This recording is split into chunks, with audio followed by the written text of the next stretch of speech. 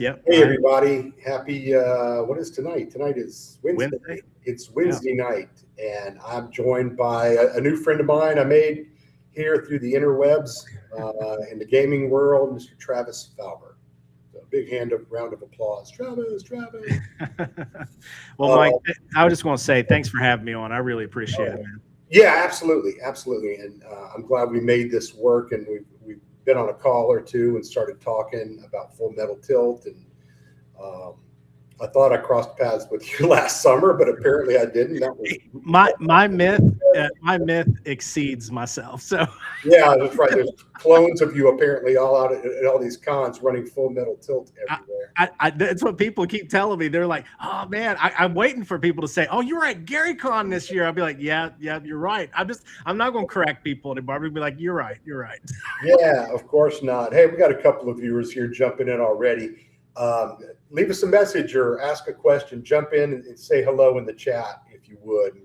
We'd love to hear from you. We're just going to have a real informal talk about a lot of things because Travis and I, just like everybody I've met so far in this space in the past 2 or 3 years since I started doing the YouTube thing, you know, you just start intersecting with people and you meet them in the chats on other people's live streams.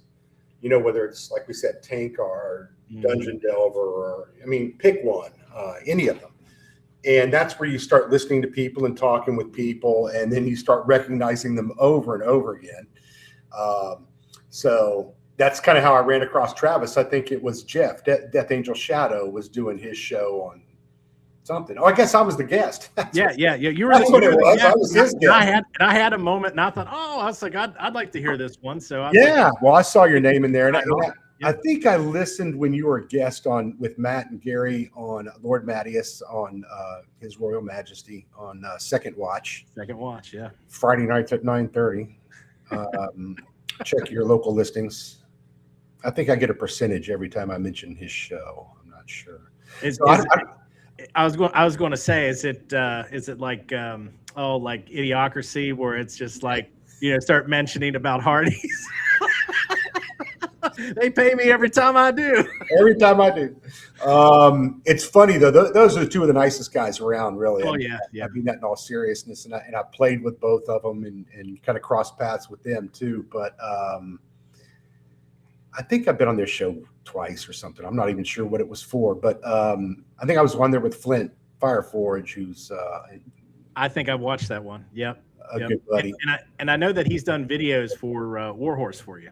So that's how I came across WARHORSE. He has, and then, you know, I saw you on Second Watch, and I've seen you in other places, and I was fully aware, like I said, of Full Metal Tilt. Although I didn't know you personally last summer at North Texas, so I didn't realize it wasn't the creator, you know, that was there for Full Metal Tilt.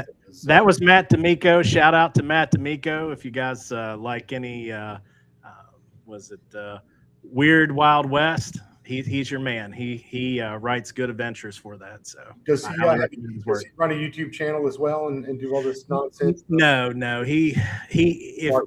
Right now he's probably on a horse somewhere. Oh, that's what the man does. He gets the Weird West. He writes. He doesn't only play. He lives in Arizona. He writes fantasy and also. You know, Wild West stuff, and the other times he's on a horse. Reads Cormac McCarthy and a whole bunch of other I don't know Western stuff. Yeah, I don't know why. I remember being a kid, and in a lot of ways, but I remember D&D coming out and whatever. I guess 78, I got exposed to it, and pretty quickly there was this thing called Top Secret. There was Traveler. I guess Call of Cthulhu was out, but I didn't really know it or play it yet. There really weren't game stores and things, but that must be one of your buddies, Howard Young. Well, that's the creator. That's the creator of the Night Marshal. So if you want to tell, that's Howard. Okay, tell what you discovered. No, we're not going to talk about any typos or. He's already got the. He's going to say that's on. He's going to say that's on his work. Am I right, Howard?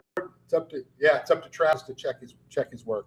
See, I do that in my line of work too. I cross paths with creatives, and you know, then I have to edit their stuff or proof it, or same thing. Client sends us something, we got to proof it and so forth. Anyway, all interesting stuff, but But I was going to say 1978 is a good year. That's a real good yeah. year. So I didn't finish that story. I'm sorry. I hope the whole No, you're fine. You're fine. Not Yeah, like this, Travis. I'm not drinking. I swear. I had coffee. You know what it is? I drank. It's not the second watch. It's not the second. No, watch. it's not. It's not even late yet. But I drank coffee all day, trying to stay jazzed up for this.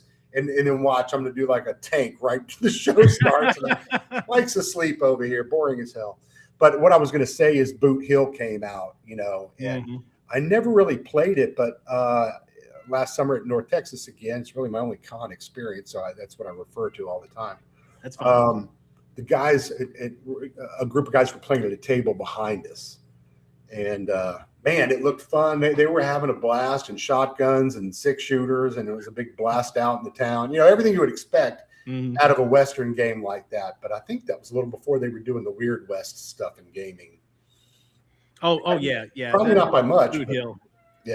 Yeah. That's well, I mean, there is some crossover because of, like, you know, I know if you watch Secrets of Blackmore, they talk about Boot Hill, and I think the same guy that even talks about playing that a lot was also like D&D's first vampire player. So, so there's a little weird crossover there. So I'm pretty sure that vampires probably made it into the Boot Hill, you know. Yeah, and tell me again. I hate to say I should know this. I mean, I know Greg Gillespie by reputation and everything, but I don't know his whole CV or his whole resume and everything. But wasn't he, or didn't he cross paths with Guy Hacks and those guys? Wasn't he writing when he was younger? Well, everybody would have been younger then, but no, you might. CSR days, didn't he write modules or? No, you're probably thinking of the gentleman who created the Hyperborean. Jeff Talanian? Jeff Talanian. Because Talanian was writing with, because I watched the interview from Double D where he was talking about that he wrote with Gary Gygax before he passed away. He wrote for him and everything. Yeah. So they were working together and stuff. And I think, and I know at that time too, he was still working with like the Troll Lord games, you know, when they were first getting started. So it was around that time period. No, what I know of Greg is his first foray into anything, which I happen to have right here, actually. I mean, he also did some one-page adventures around that time too, as well. But they were related to this. But Baramaze. Yeah, I knew that too, but I knew he was very well thought of in the hobby. And I mean, if you've never read or played Baramaze, I have not. It's incredible. It is next to Dwara Deep. It is like my two favorites out of all the stuff that he has written. And Dwara Deep is the last one that he wrote, and that's the. Imagine if you were playing in Moria, and in my current campaign setting, I have like both of those tent poles as well as the other two that he has, which is the Highfell, which was the third one, which is a floating wizard school. And then the other one is kind of an homage to B2, Keep on the Borderlands. And it is the Forbidden Caverns of Archaea. And it has a lot of faction. I mean, all of them have faction play, but that one has like a lot of, like humanoid factions and whatnot. But Baramaze, when I came across it, I was like, wow, this is awesome. See, actually, I'm still close to, but I always grew up like near, like there's Adena burial mounds around here. Just in like South Charleston, West Virginia, there's a famous one that's just right in the middle of the town. And then it's a park. And then you have also TNT, which is where the Mothman's from. So, and they have all these bunkers there. And during World War II, we created these bunkers out there to store munitions. And then, and if you're out there and you're like looking at, because I've been there many times and I'm still like exploring like the areas, and I'm using that actually for an adventure idea. And you would think that they look like hills. Like if you're just looking, you're like, you would not see them until you like come right up on top of it. And you're like 7 or 8 feet away. And you're like, wow, there's a door here. Yeah, in the middle of the hill. Yeah. I mean, it's like marshy area too, so it's like it just hit that barrow. Like I said, like You're gonna have all these LARPers driving over there tomorrow, going and looking for entries into the dungeon. Yeah. it'll be on network news or something. Right. Yep. LARPers, like that guy that said, "I'm not going to tell anybody about that that gold and everything that he found," and he's been in jail for years now, and everybody keeps speculating, saying this guy must have played D&D in his life. Yeah. It just fits too well, too cleanly. Yeah. You mentioned that that Moria book. I haven't even played the One Ring, but I did go buy that book when I saw it at my local hobby store, local shop. I was like, oh, that is just gorgeous. Big, thick thing, too. And the map, it folds out with it. I'm like, I'm going to use this someplace. I have one. That's the same for like Greg's Dwaradi. It's an homage, like, it's just a tip of the cap to Moria. And he loves dwarves. That's his favorite race. He'll talk about it and everything all the time. But it's so expansive. And he left room in there to where like you can create like all these different deeps and everything. And that's actually where I created one of my adventures that ended up winning the Dragonslayer Dungeon Design Contest of 2025 based off of just an entry that he had, just even mentioning that there was a second level to the King's Gate, which is like your initial experience when you start playing it into like the dungeon area there. And that's it. It's just like a line or whatever, just letting you know that there's like 2 entries and there might possibly be a third level. And I did that, and wrote it up, and now it's being expanded off of the Kickstarter. Now, is that Barrow of the Unbroken King, or Whispers of the Second? Whispers of the Second Deep, where it's got that Norse type of font. Yeah. Actually, I've got them here and looking at them. Yeah, looking at them today a little bit, but yeah. All that good, lots of good stuff. I didn't even realize last year, and I don't know, for all I know, Gillespie might have been there too, but Jeff Talanian was there. I saw the Hyperborea in the showroom. I saw the booth thing, and then along the way, I did find out it was the creator, but I didn't know him and I didn't know his game, so I didn't go quiz him or anything. And James Raggy was there with Lamentations, giant Lamentations booth, but I did not know him at all, and I did not know his reputation at that point. Now I would go up there and go, hey man, let's sit and talk with that guy for a while. He's pretty fun. Probably a lot of fun. Yeah, Greg, last year Greg was the guest of honor at North Texas. He wrote a module that you still can't get unless you went to North Texas and picked it up. And actually, since I have connections, I told Matt D'Amico, I said, pick that up for me. Especially since I ended up playing in it and dying in it. So I was like, all right, cool. You and probably a lot of others, I'm sure. Oh well, yeah. Matt died like twice in the live play. And did you say, no, you said you couldn't make that this year, right? No, I'm not. During that time and everything, I will be in Ireland. Oh, that's right. The Irish trip. We should talk a little about it. That's up to you if you want to talk about it or not. I don't know. I don't care. Everybody that's listening right now is like, it's the guy who designed the Howard Young, who designed the Knight Marshal, which we'll play around with a little bit later and correct the spelling later.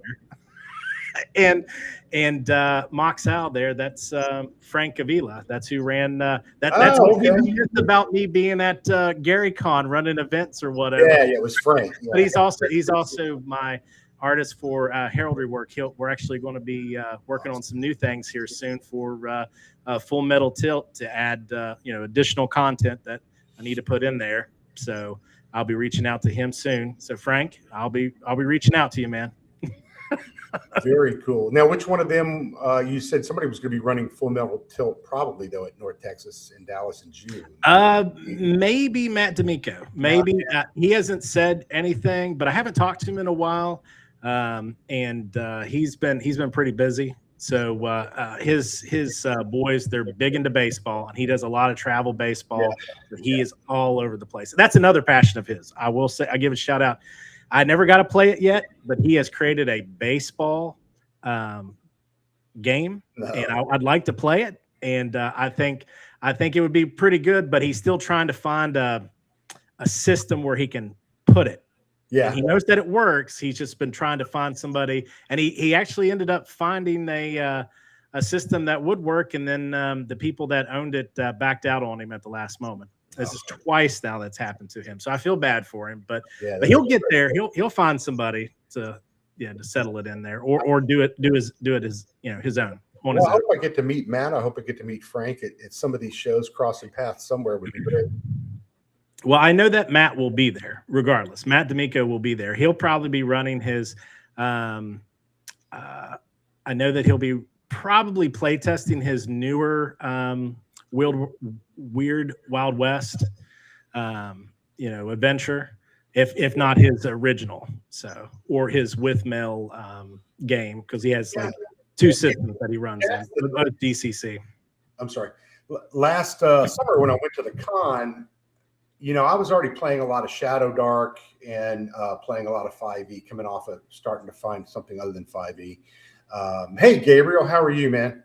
Watch your DM out there in Vancouver. I was playing those other games, but when I went to the con, I didn't want to play the games I was already playing. So I wound up playing DCC. I played something called War Pigs. I played a lot of stuff that I wouldn't be exposed to otherwise. It's like an opportunity to go try different things, try different games. And there's so many more that I wanted to play that I didn't even get to eventually. So I was supposed to play Black Sword Hack last night with Watch Your DM in our regular group, but like 2 hours before the game, our internet went south. So I had to go get another router, and then the extenders weren't working. That's why I was nervous about 2 hours ago when I was like, oh my God, the show's coming on. So let me just let me back up a step. We go back. People are jumping on, and they're like, why aren't they talking about Full Metal Tilt? So Travis Fauber is my guest. Many of you know him. You probably know him much better than I do, but he's the creator, inventor writer of Full Metal Tilt, which is a fantastic medieval fantasy jousting game. And also has a wonderful app called The Night Marshal. We'll take a look at on screen here in a little bit.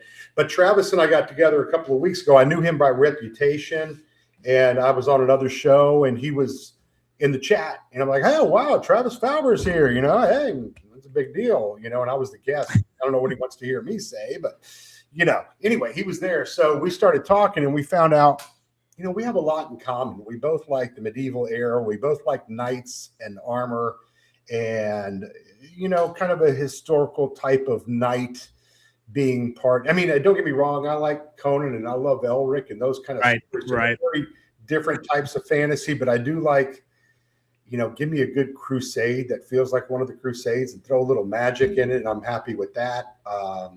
Or War of the Roses, or certainly the 100 Years' War.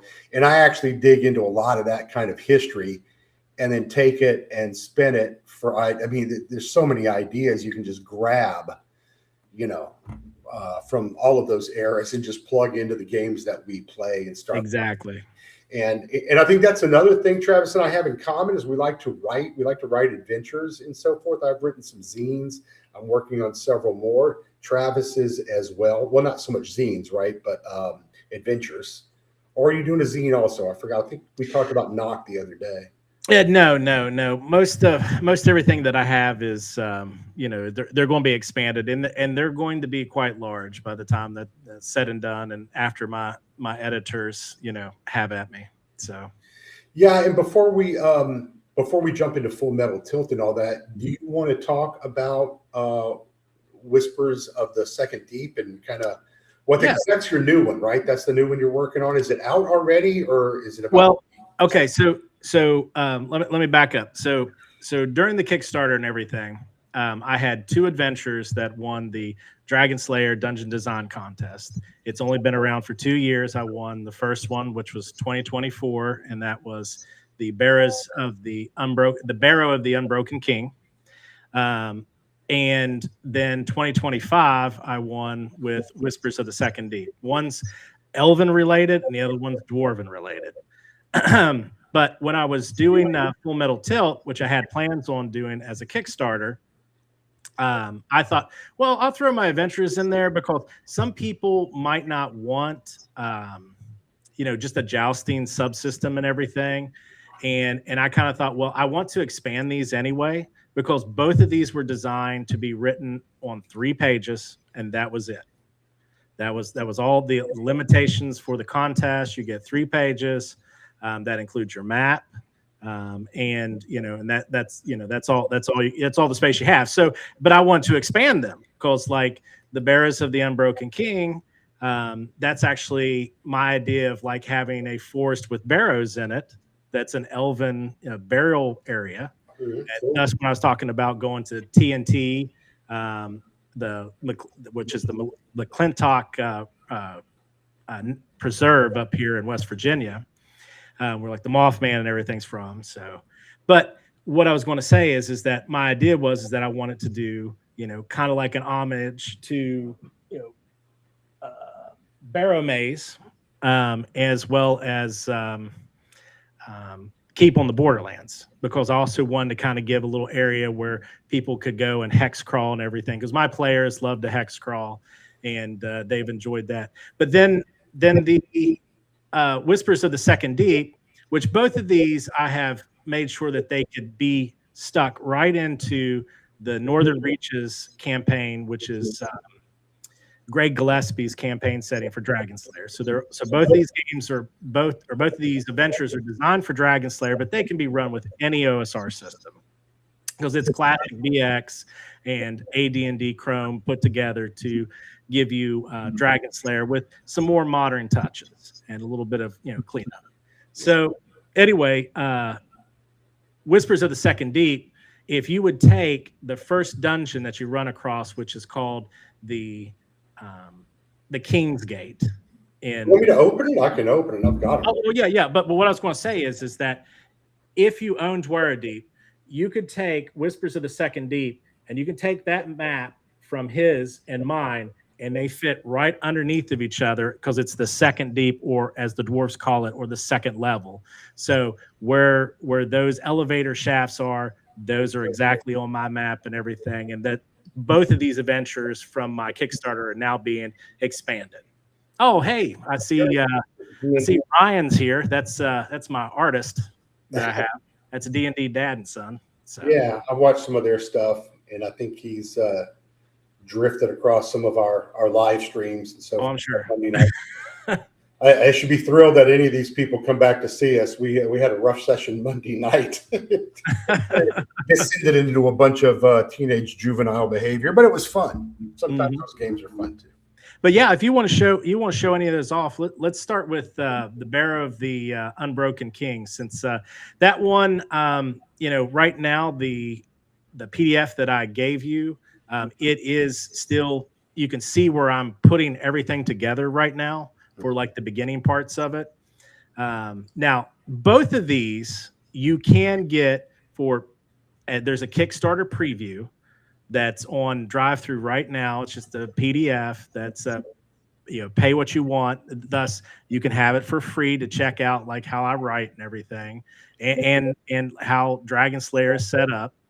You can go there and you can download those. And those are the originals that I submitted a little bit of polishing onto it, so that people could see, okay, well, this is actually going to be a full-blown adventure and everything that people can have.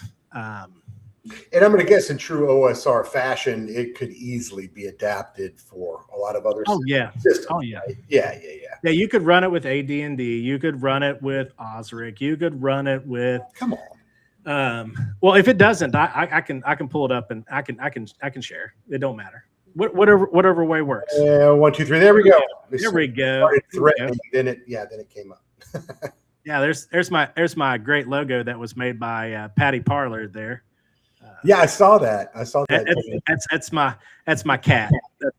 His name's Happy. So I was like, that's what I want as my logo. So, and I like the figs on front too. Do you play with miniatures? Yeah, those are mine. I painted them. Oh, very nice job. Yeah. I've won a number of awards for painting miniatures.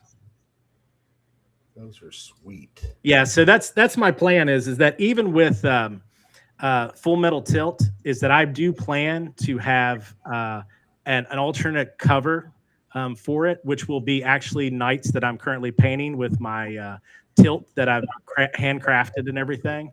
And like I said, as you can see here, I'm slowly building things out here. This is where the gazetteer will go. I have a 6 mile hex adventure that I'm like working on right now. So inside of that 6 mile hex, you have all these different points of interest that I'm putting on there, like the Jotun's Cave. Those will all be expanded. These were just what I was trying to put down, and all of this. Now here's the kicker. All of this was just a hex on my map that my characters went to explore. And all this like grew up from that. Some of this stuff was randomly generated, and where we play 1-to-1 time with in a West March style. So everything always ends in like a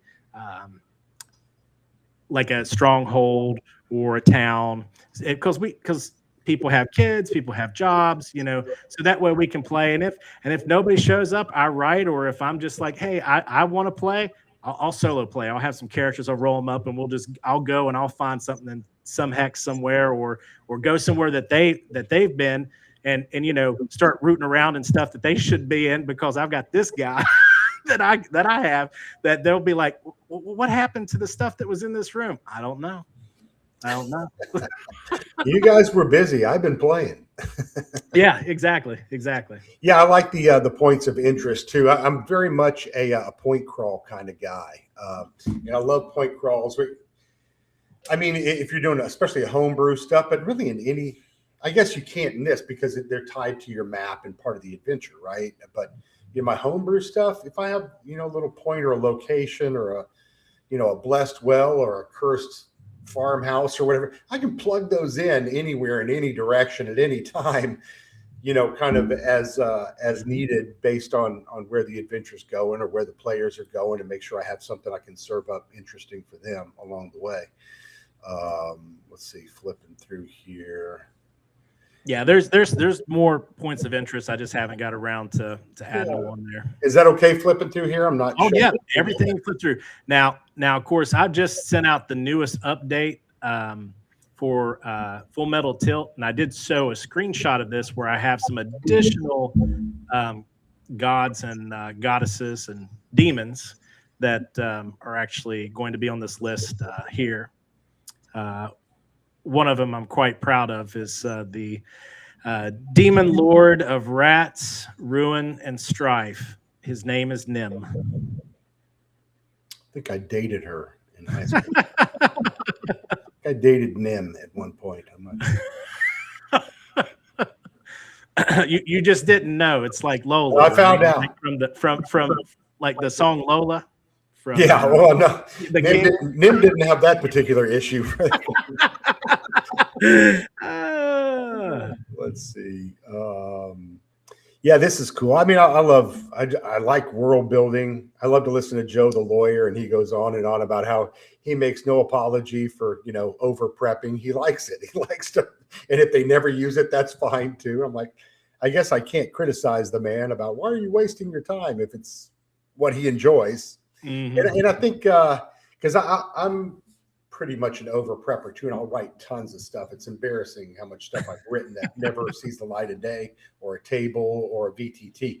But I just feel like it's not wasted. Some of that stuff I may throw into a zine here. Oh yeah, once in a while. Yeah. And say, that was a really cool idea. I think I'm going to plug it in here or there. So. Yeah, in my case is that I expand upon things that and that's where I'm starting out, building out the town and everything here. What I was going to say is that I build off of what my players do. I mean, when we sit down at the table, I have no clue where they're going. Right. I have no clue what they're going to do. And it kind of makes it interesting for me. And then at least let them know hey, we're running here. Like the next, we're doing a joust this Friday. And then the next month, since I'll be working more on completing a lot of the Kickstarter stuff, I will also be probably goaded into by Greg to join the next dungeon design, the Dragonslayer dungeon design contest. Since, Greg, he likes to talk crap for me and tell people. He likes to tell people, it's like, well, Travis is going to win again this year if nobody shows up. And I forget. Is it Dragons Dyslexia?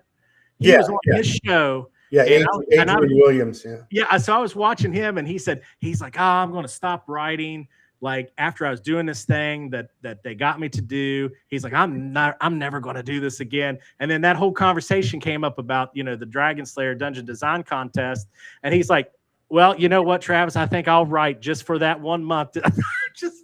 I'm just like, I'm not asking for this. And Greg's just like, yeah, bring it. Just do it. So he's a little bit of a pot stirrer, huh? Oh yeah, but he does it in a friendly manner. He does it. And that's what it is. He just that's nice that he's using you to get everybody excited about writing something where you're gonna keep the crown. Yeah, well, I told people I just want 3 crowns, and then I'm just going to be like, drop the mic, peace out. I'm out. I mean, after that, what can you expect?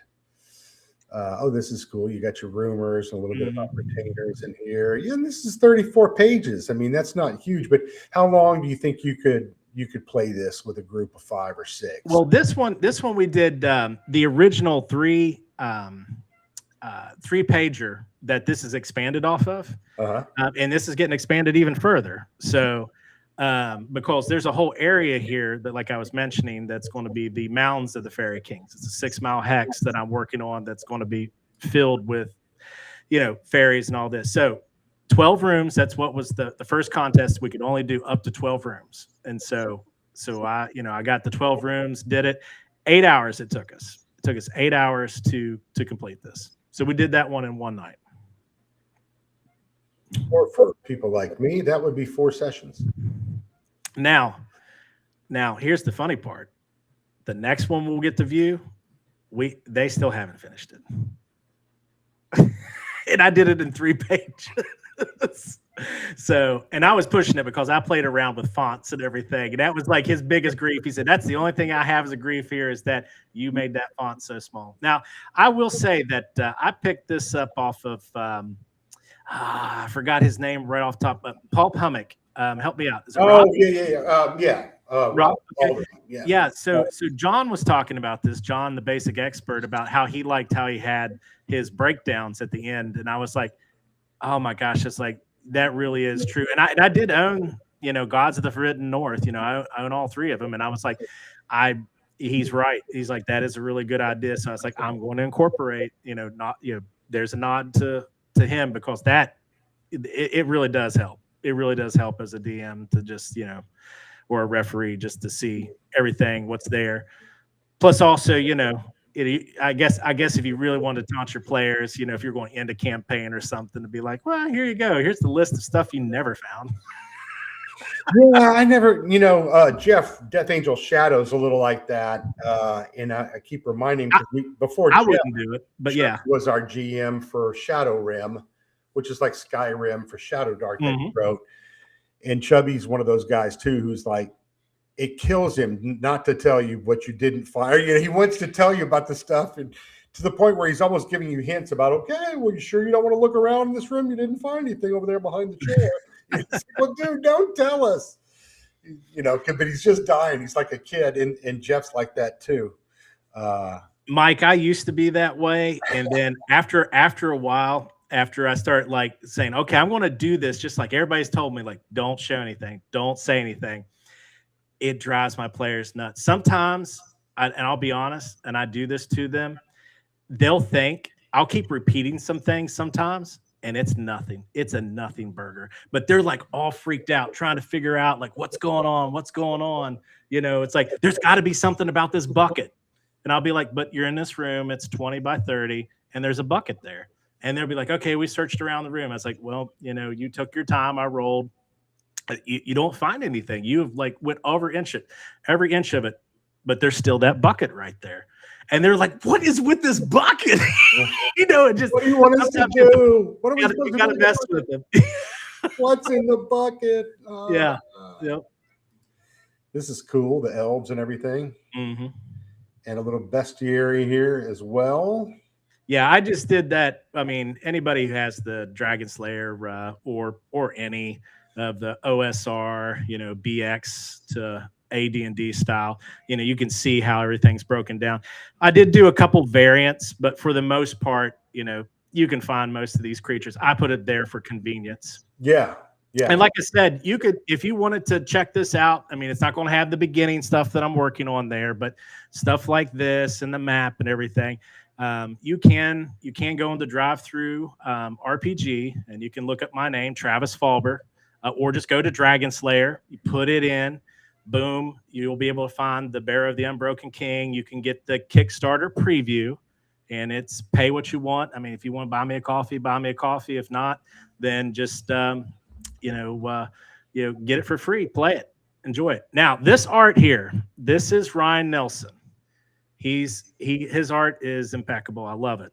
Both him and Frank have been a great help on all these endeavors for the Full Metal Tilt.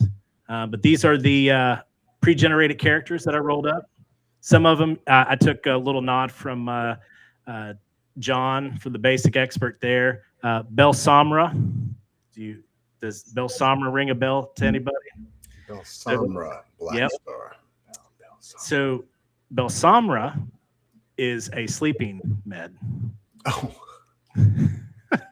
Because he's like, wizards should be named after the sleep spell because it's the most powerful spell when you start. So she gets sleep, so there you go.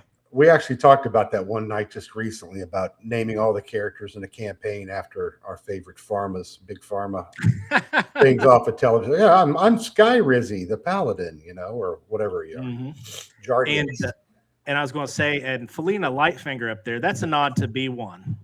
There is in the pre-generated characters, there is a Leuven Lightfinger that you can find in B1. So Felina's a distant cousin. Yep, Felina's a distant cousin. Yeah, this is nice artwork, and I love pre-gens. I mean, even if I don't use them, I just love knowing I have them in my back pocket, for a game or for an adventure.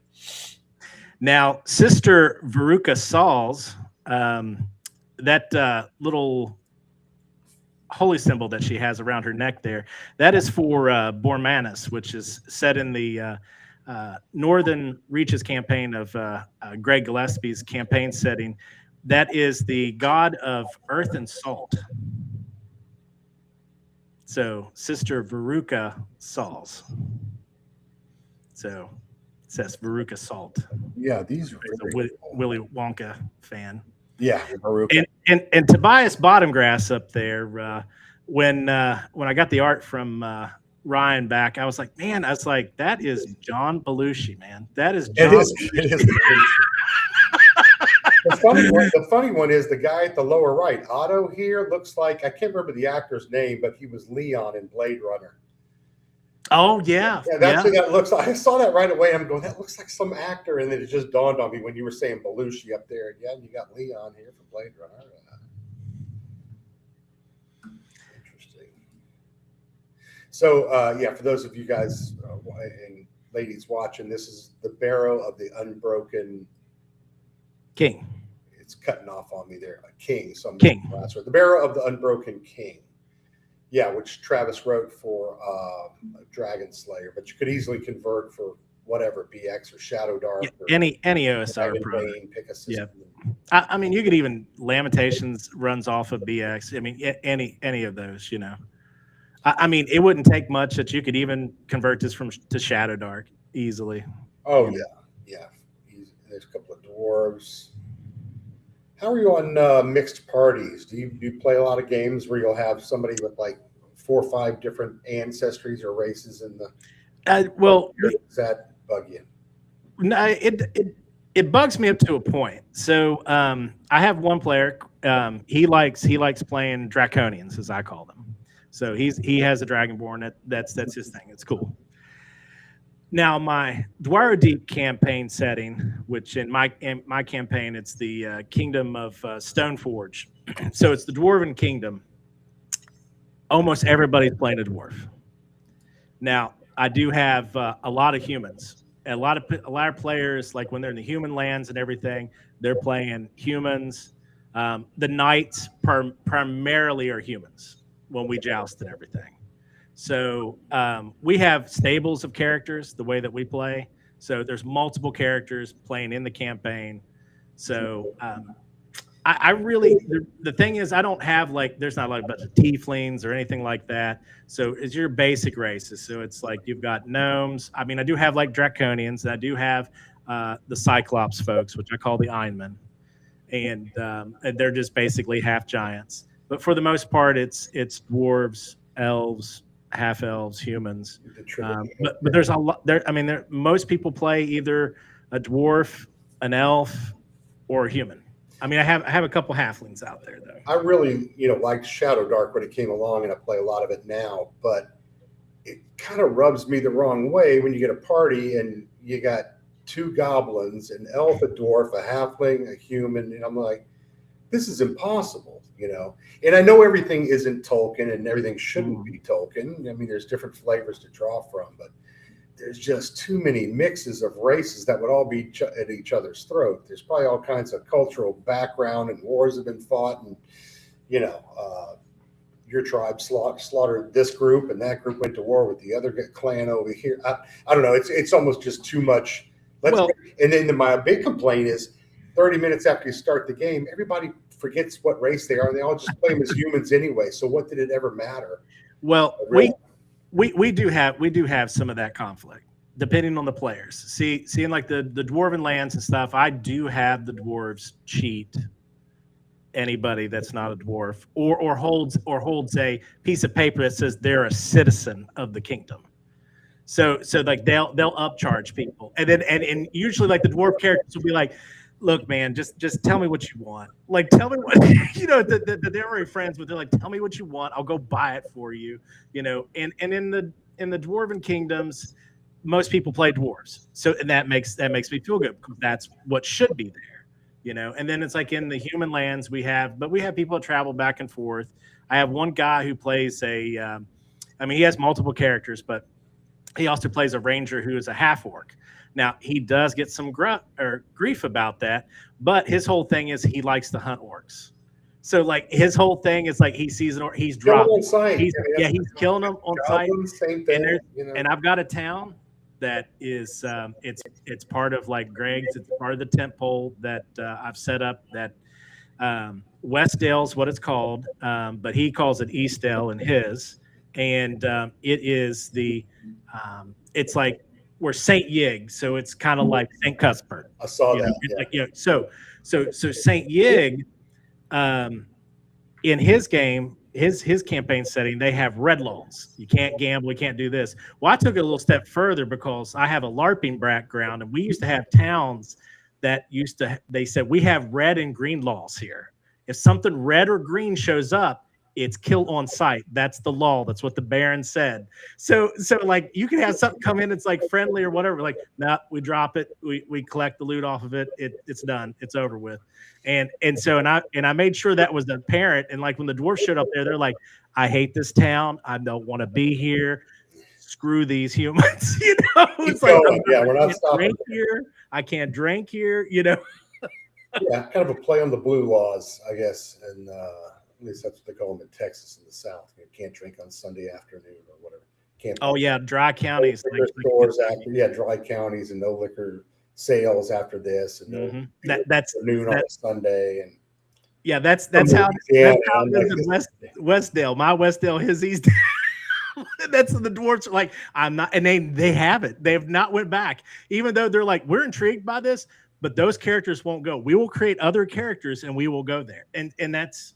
And I agree with you that so you've got that friction that you should have, with stuff with laws, but also, there is races that they don't get along together. Like I'll have elves like, talk down to people. Yeah, it's just fundamental world building, right? You need those animosities and those long-standing frictions in your game to make it interesting. I don't want to skip it, but Moxal asked a question a little while ago. What are the rules for the new dungeon design contest? No clue. We'll find out. April 1st is coming up here. I keep looking just to see if Greg's dropped them. Last year he dropped them on the 2nd, so we'll see. I'll probably poke the bear here soon and ask him and say, hey, are we doing this? Like I said, I don't know after he told us that he had some family matters he had to take care of. So we'll see. Interesting. So skipping ahead, and obviously you have some other adventures too that people should check out. I believe in the show notes when this goes, I can't check it now, but if not, I'll go back and fix it. I should have the link to the drive-through channel for Travis in there, so you can see all of his stuff and purchase anything you like from there. So check that out. Now, just as a friendly little advice, do you know how to use your affiliate link? Yeah. For okay, good.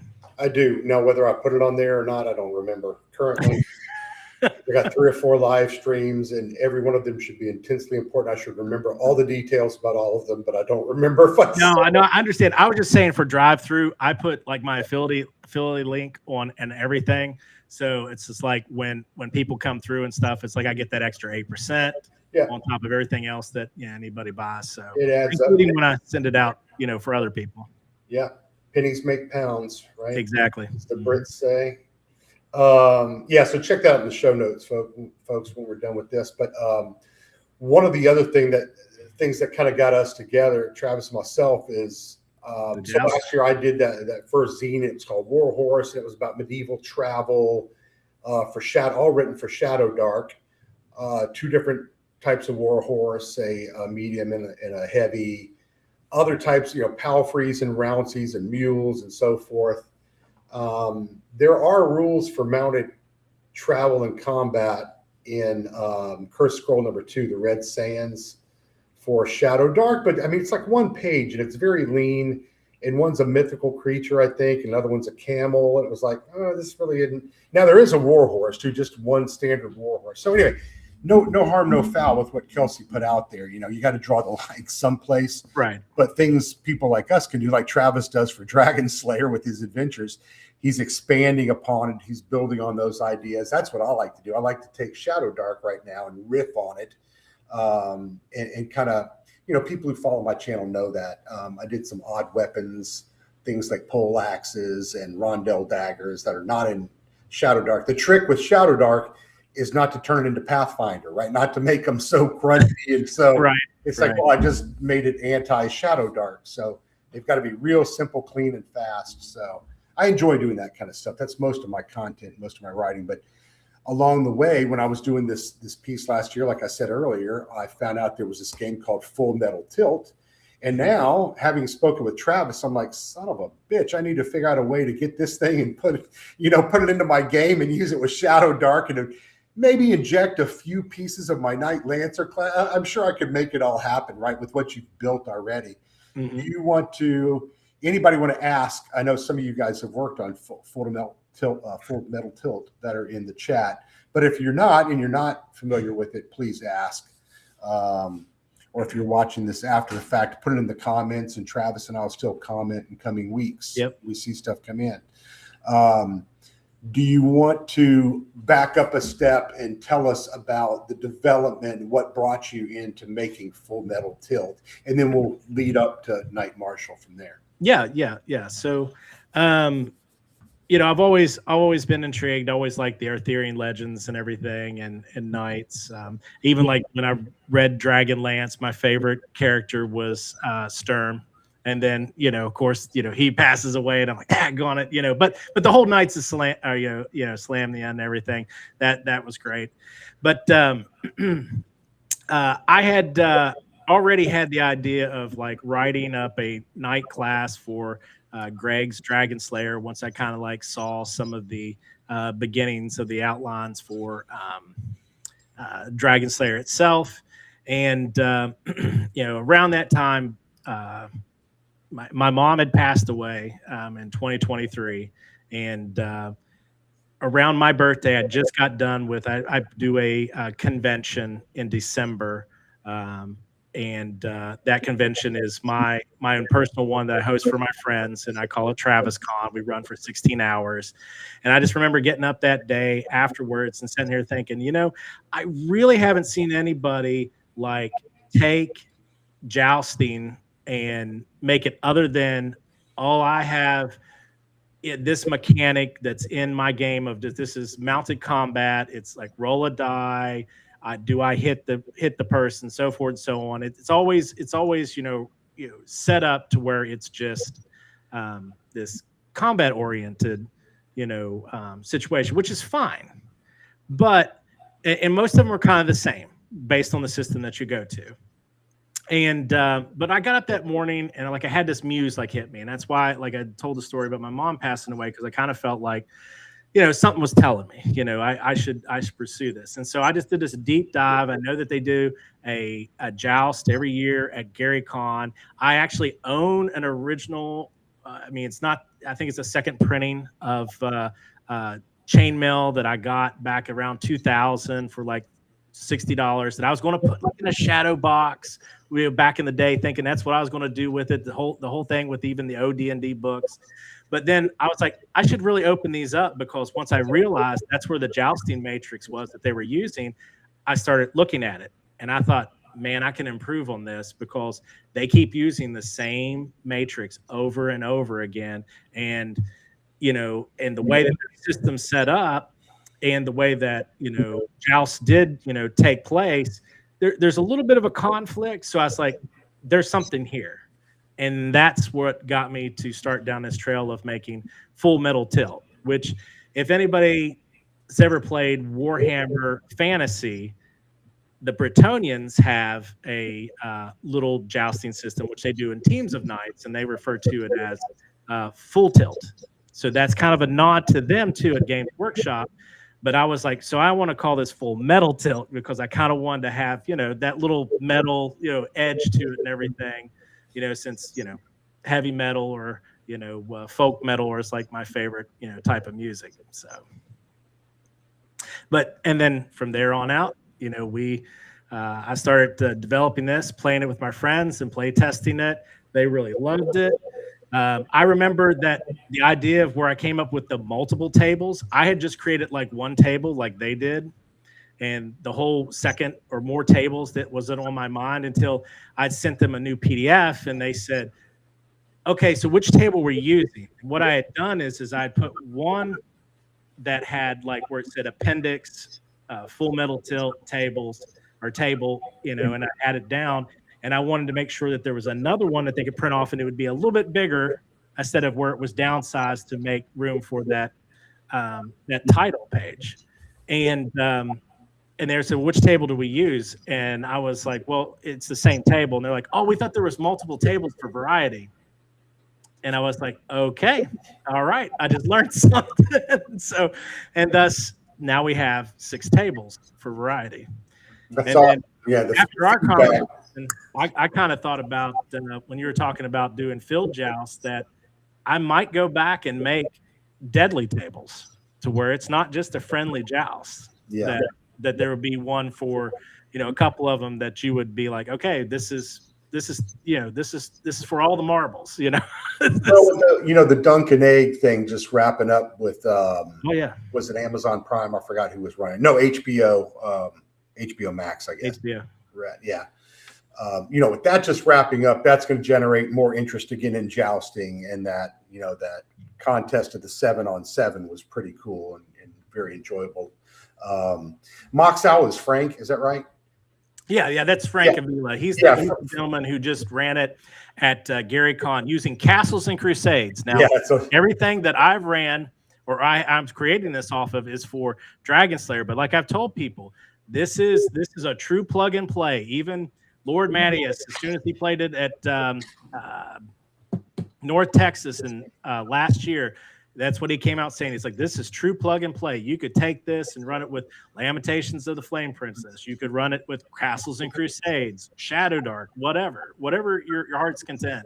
You can plug this in and play it. Yeah. Hey, Cam, how are you, buddy? Cam joining us from hey, Cam. Yeah, Death Angels, Shadow Bad News Bards and so forth. Yep. Backing up a few steps. So playing D&D since I was a kid and all that, and then stopped for a long time and played other games and came back to it a few years ago. But it always just irked me that knights, and not only knights, were not a more prominent part of the game from the beginning, as a class or as a separate fighter subclass or something. But you could always do a knight, but it wasn't very regimented. It wasn't very, structured, and there wasn't a lot of lore there for how you would do that. And don't tell me about the paladin, because the paladin is a very fanciful thing. I mean a more traditional, knight who's a trained fighter and was raised around horses and served as a page and a squire and did that whole, that whole career thing. I always wanted to play that kind of character, not exclusively, but it was always of interest to me. And if we're going to have that, then a knight requires a couple of things. One is probably the best armor he or she can get. The second is a war horse, not a regular horse. And in my opinion, your system shouldn't have all horses are the same thing, and any dang fool character out there can go pretend to joust and get a war horse. No. They need a war horse, and the war horses are exceptional athletes of the equine, trained, since they were very young for warfare and for handling the noise in battle and all that. And okay, so you got your knight, you got your armor, you got your heraldry, you got your war horse. There's only one other thing missing, and that would be the jousting. Now, I will say this, Mike, that there is going to be a horse section, and I am going to address all that. But I will tell you this, that now this copy that you have is an earlier copy before the one I just put out today to all the backers that just got. Now, in the inspirational source, when we get there, it's at the very end. There's a video that you may find very interesting it's called War Horses Are a One-Shot Weapon. And you actually hear from a guy who is a historian, who actually still does jousts and stuff, right now, currently, reenacting and all that, talking about how that transpired and how horses, how they had to train them and everything. And that was part of when I was deep diving, learning stuff, and I came across that video, and I do, put that down and said that is a very inspirational, section, or part of the inspirational section that I've added on there, which will expand a little bit more. But for right now, that's where it's at. But go ahead, you can go through the whole thing here. I just wanted to bring that up. Yeah, no, I'm just cruising through this while we're talking. But so when you did Full Metal Tilt, I was like, okay, this is great. Other people are thinking the same thing, that I want a knight character, a traditional knight who's not flying a unicorn or a Pegasus. Or and not that there's anything wrong with that. It is a fantasy game. Yeah. I get it. But what about all the other just regular knights who are second level schmucks, riding around with a battle axe and a couple of lances and a war horse? And here's the other thing is that I don't mind the paladin. I actually like the paladin, but I don't think the paladin is treated as what they need to be. Because if you go through the way that Dragonslayer is set up, so you got your fighter, and then you've got barbarians, you've got rangers, and they also have paladin, just like you did in AD&D. Well, I considered if I'm going to add the knight to the branch, okay, then the paladin has to be an extension of that branch off of the knight. And I don't like the fact that paladins have spells and stuff. They might as well be a cleric. I don't either. Yeah. So I took a little bit I have an optional paladin options. We can get to that when we get there. And I said, well, if you want to use the spells, you can use the spells. If you want to have a paladin that's just it's built off of the knight, well, you can do that. But I also made sure that with the knight stats, which is real hard to get, a paladin needs to be even harder to be. So I took that little nod from the AD&D and put that in there and adjusted it a little bit. But I also wanted to say, well, a paladin being a holy warrior, there has to be some divine power, even though I don't want spells. And so I wanted to bring that smite into it for a paladin, to where they would trade that to just have a smite that they could use in a Dragonslayer setting that's not overpowered, that fits exactly with the way everything is, because I want them to be combat oriented. I don't want them to be healing all the time and everything. Yes, the lay on hands, I'm good with that. The whole protection, or I'm good with that too. Those type of things. But I want the cleric to be the cleric, and I want the paladin to be part of that fighter and warrior branch, to where if you roll one up, then okay, great. You should be able to do all these great things and stuff, but you also got to adhere to that lawfulness and and all that. Whereas a knight, you don't have to worry about that. You can still have all the stuff that you want to do, and still be the knight, and you could even be lawful evil, or you could be chaotic neutral. There's no because knights were knights. They're just people. They're just people, right? They should not be alignment, right? Whereas with the paladin, I think of Percival. There's not going to be that many in the world. It's really hard because the more I talk about it, the more I think about it, I keep leaning back towards the historical reality side, and I'm playing a fantasy game. So I realize I have to catch myself and say, okay, there's some of these things we just have to do. We have to have some black and white of alignments when reality is gray. Really noble kings and great knights did wonderful good things for lots of people. At the same time, they murdered the children of their rival because they didn't want him, them growing up. Yeah. How do you rectify these things? Anyway, we try to keep it in the confines of a fantasy game. Cam said in the comments, the Cavalier, if you remember the Cavalier from Unearthed Arcana. Oh, I do. I improved. I tried to play the Cavalier with mixed results, but it's been ages, and I still have that book somewhere. Well, yeah, I was just going to say that I've improved on the Cavalier. That's where you will find my knight class that's in here. I took away some of the stuff that was just overpowered, and I made sure that it fit, and added a few things that I've came across, just in exploring just knights in general from different systems. Yeah, and I love to look into all these. I think the thing we're missing today is that people, a gamer can say, okay, I want to play a paladin, and they start rolling it up. Mm-hmm. Instead of the old style way with AD&D or Unearthed Arcana, is you did your rolls, and then if you had a 15 in this and a 15 in that and a 15 in that and a 17 or more, then it was this rare exception. You had the opportunity, a magic moment from heaven above to play a paladin. That's how it is now here. Anybody can just do it and shove their stats however they want to do it. So it's not special anymore. That's how it is here. Yeah. Dragonslayer in my system. It is special. So when you get it, you hold on to it. Play that character. Yeah, and that's I'd be more at ease with a paladin if I realized we were going to roll our characters that way, even if it's Shadowdark or something.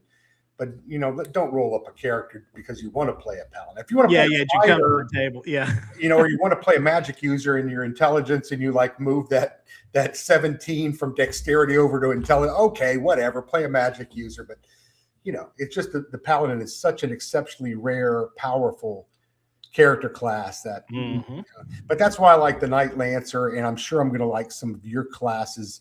I should probably zoom along here. Go ahead. Talking for 4 hours if we're not careful, which is okay too. Which is fine with me too. We can play how we want, right? Right. Yeah, it's a free show. Nobody's tomorrow is Thursday. It's the gateway to the weekend for me. That's what I tell my coworkers. It's That's gateway right. to the weekend. I always say Thursday is the beginning of the official beginning of the weekend. It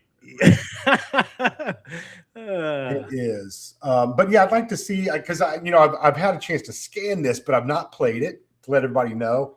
I've not dug through it closely, and I don't play Dragonslayer. So I know some of you know this intimately and very well, and wanted to watch this to see Travis talk about it.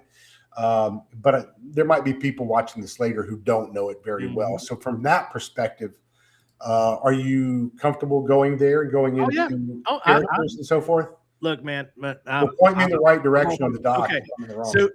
So since we're already starting here, so this is the okay. If you go back down, so we had the terms, and there's that fabulous art from Ryan Nelson right there. But going down, so I have like a glossary that just kind of tells you the terms and stuff, and that will be expanded as things get added.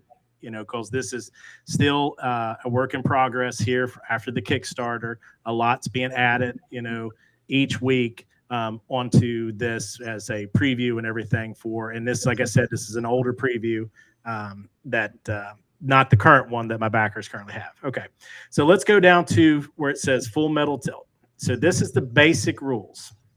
Now, there will be additional rules on top of this that we won't see here today, but there'll be like ladies' favors. There will be sections on heralds and how you'll have a random heraldry table to where you could just roll up your heraldry if you wanted to, or if you need it for a random night, there'll be a random night table, so forth and so on, as well as how tournaments, the many different ways to run tournaments, as well as 2 adventures, pass day arms, which would be like, being at the crossroads to where you would challenge other knights that you would run across, or the tournament, which is the other adventure that will be in this, which will simulate that you could solo play both of those, or you could play with friends and everything.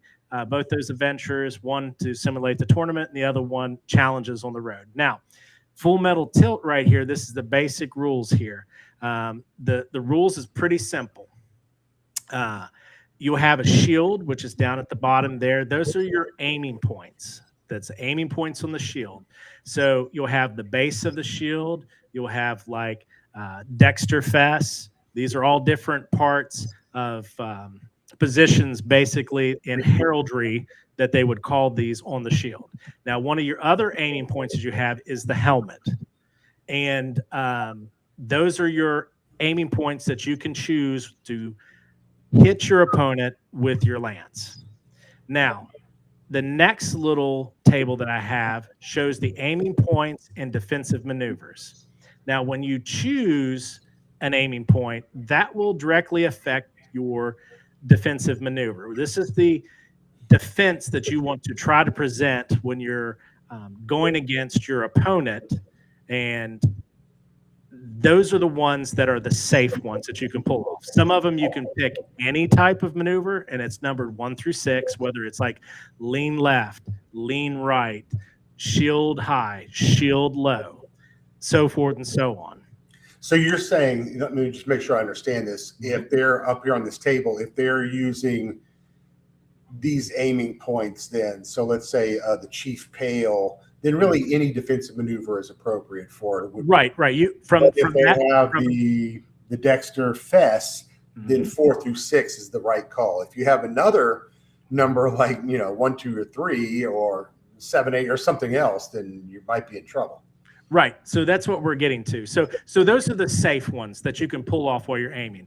The next thing is I have a little section right in there. It's a little caveat that says risky maneuvers. Now, a risky maneuver is if you want to try to pick a defensive maneuver that is not safe. And this is where I tell people, and I have a little designer's notes down there. Sometimes gambles pay off. Sometimes you got to risk it for the biscuit.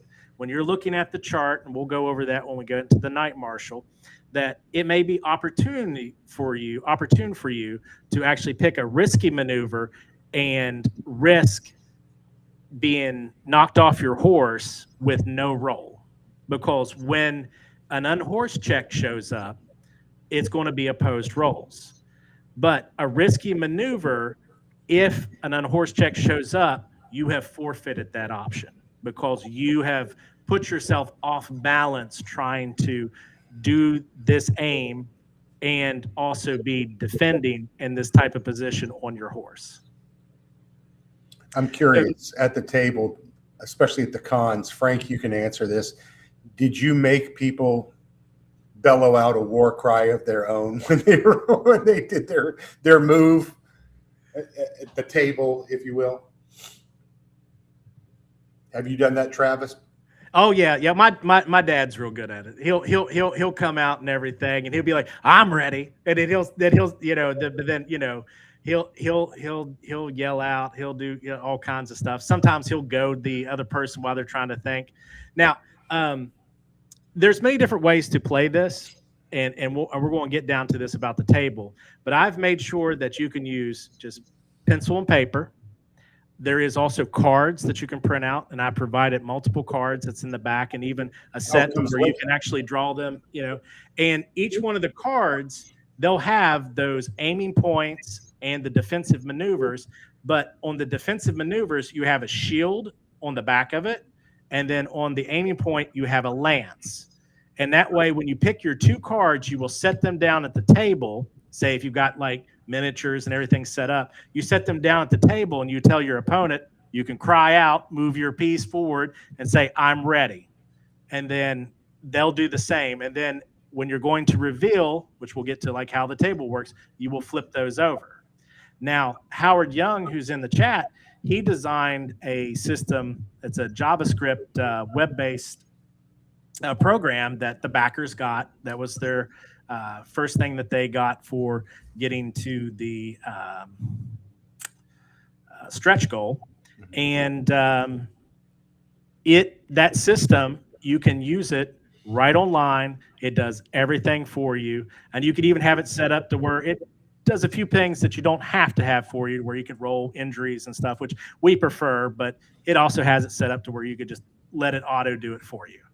So I made sure that through many different income levels, anybody could play this, whether they want to do it on paper and pencil, whether they want to print out their cards and use it. You can play how you want. So moving on along down here, we got the table here. Now I presented Jousting Table O. Now that is a updated version of the original table that was in the Jousting Matrix. It has my little additional added pieces to it, but I named it Table O for old school or original. And then down at the impact section, you have like a little graph or little chart that kind of explains how you figure out how this table works. So when you're picking your aiming point, that's going to go against your opponent's defensive maneuver they chose. And your defensive maneuver goes against what your opponents chose as their aiming point. So as I showed there, player character number 1 chooses Fess Pale 3, and then player number 2 picks Dexter Chief 3. And as you see, Fess Pale versus 3, DC versus 3, and it gives you your outcome. Whereas player number 2 misses and player number 1 breaks a lance. So you can see up on the chart there how that works. And I found that this was easy when I was first handwriting this out before the Night Marshal, to put both of these one over top of the other and then just draw lines so I could keep everything straight in my head and then write out the results. And again, you're considering all this non-lethal. This is a tournament type joust. Correct. This is blunted lances that are lighter, yes, that are designed to shatter and break, and that's how you earn points in the joust. That's a good thing that it shatters. Yes.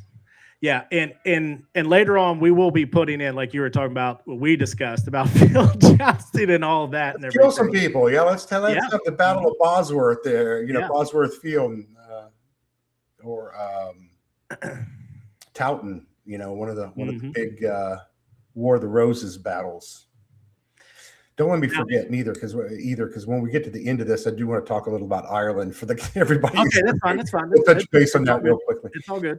So on this chart, there's many different little icons on here. You have B for broken lance, C for a crest strike, which is a chance, if that comes up, that you may strike your opponent's crest. You have a 1 in 2 chance, or 33% chance to hit that. And if you do, you may have to make your opponent make a charisma roll to see if they lose their cool. If they do, then they'll be at a negative for the rest of that match. Question. And the crest is the ornamentation on top of their helmet? Correct. Okay. So like, you'd have, like if it was the Germans, they would all use the same heraldry, but their crests would be different. Whereas you'd have other where the crest would actually be part of, say, like if it was in Britain, then it would actually correspond with the coat of arms, since you're only allowed the one coat of arms. I think I just learned something, the origins of the word crestfallen. Mm-hmm. I don't know that for a fact, but I bet you it has something to do with it. No, it's funny how that stuff you start thinking. There's tons of vocabulary that comes out of this period, and out of warfare and military. Like the lance. The lance, not only the weapon, but the lance was also a little triumvirate of the knight. They would mix a knight with a squire watching the horses, and then an archer. And they'd work as a little trio on the battlefield, sometimes in certain periods. And of course, the knight didn't have just a war horse. The knight had some money, probably had 2 war horses, probably also had a palfrey for riding comfortably, because they didn't ride around in their full armor all the time, despite what we do in Dungeons and Dragons. Right. Because that would wear you out pretty damn quick. Exactly. And they probably had, and what was the other one? I guess a rouncy. What's the really fast? A courser, maybe. The one that was really fast. If they had to get away and the battle was lost and the king was dead, I'm getting the hell out of here, horse. Who's fast. If I remember correctly, and I'd have to check my notes, and I'm pretty sure the Corsair was also the one they kind of used for hunting or whatever too. I think, but I'm not too sure. But there's one they primarily used also for like as a hunting horse when they would hunt. Yeah. But going back to it, F is for fumble. That's your 1. That's if you rolled a 1. But it's not a roll. It's just if you happen to choose it on the chart, it comes up on the chart. You have a glancing blow, which is worth no points. You have a helm hit, which means that you have broken a lance across your opponent's helm. You have an injury chart, and there's 2 charts. So if it is just any regular hit, then you would use this table here. Then there is, if it starts with an H, which is a helm hit, then you have the helm hit table, which is on the next page, which is pretty deadly. Yeah, not a good thing. We've all heard stories about lances shattering and a shard going up into the guy's face or eye or through his helmet. And yeah, apparently that happens or happened. Then we have a miss, which is M. Then you have unhorsed, which is U underline. That is a critical hit. That's no roll. That's just you lost. Boom, you're knocked right off the horse. Yeah. Now a U, not underlined, is an unhorsed check. Now, the way that the system works is that it's opposed rolls. So you both have your D20s. If you get an unhorsed check, say if I'm doing an unhorsed check against you, Mike, I would roll with my strength bonus with my D20. You would roll for your con bonus to stay on the horse. Now, if there's ever a tie, defender wins ties. That's my little nod from Risk. So that way that the defender has a little chance. And the reason why I use Constitution is in my book, you're always going to be taking a hit. You're not going to avoid it. That's why I wanted to use con instead of dexterity. I wanted to use con, that you're going to end up taking a hit. Now, if there is a tie in the match, because you get 3 lances, 3 passes, and if there is a tie, depending on what the Knight Marshal has stated, or the host, or whoever or the heralds have declared, most jousts will end in a melee if there is a tie. And then the melee, it's whatever system that you're using. If it's just like Frank was using at GaryCon, Castles and Crusades. If I'm using it, it's Dragonslayer. If you're using Shadowdark, it's Shadowdark. So is it a mounted melee though, or a dismounted melee? This is a dismounted melee. Okay, so now, how many tilts are you doing or rounds of combat in the joust? And they're still undecided. Is it 3? Well, let's just put it this way: if the points end in a tie, then it goes to melee. If you're both unhorsed, you go to melee. Oh. If you unhorse your opponent, it ends. It's over with. Right. But if the conditions are equal, then they dismount. They go to a different form of melee. Okay. Right. So they go to melee. Yeah. And then so you get to throw 3 swords. So in this case, you get to have 3 swings with a sword. Doesn't matter what sword. If you want to use a 2-hander, you can use a 2-hander. If you want to use a long sword or a broad sword, with Dragonslayer, you can use that. Then after that, and we've went through the whole thing, all the way to daggers.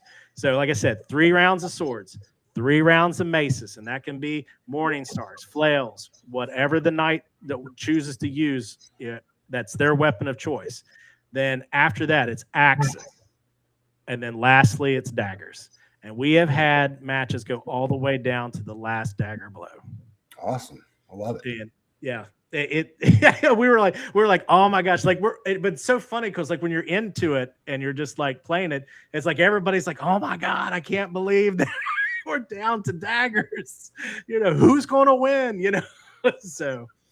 But then I have this little section here. Like I said, this is the basic part of the rules. And by the way, if you want to like test the system out and play it, you can go find, there is a Kickstarter preview for this that is on drive-through.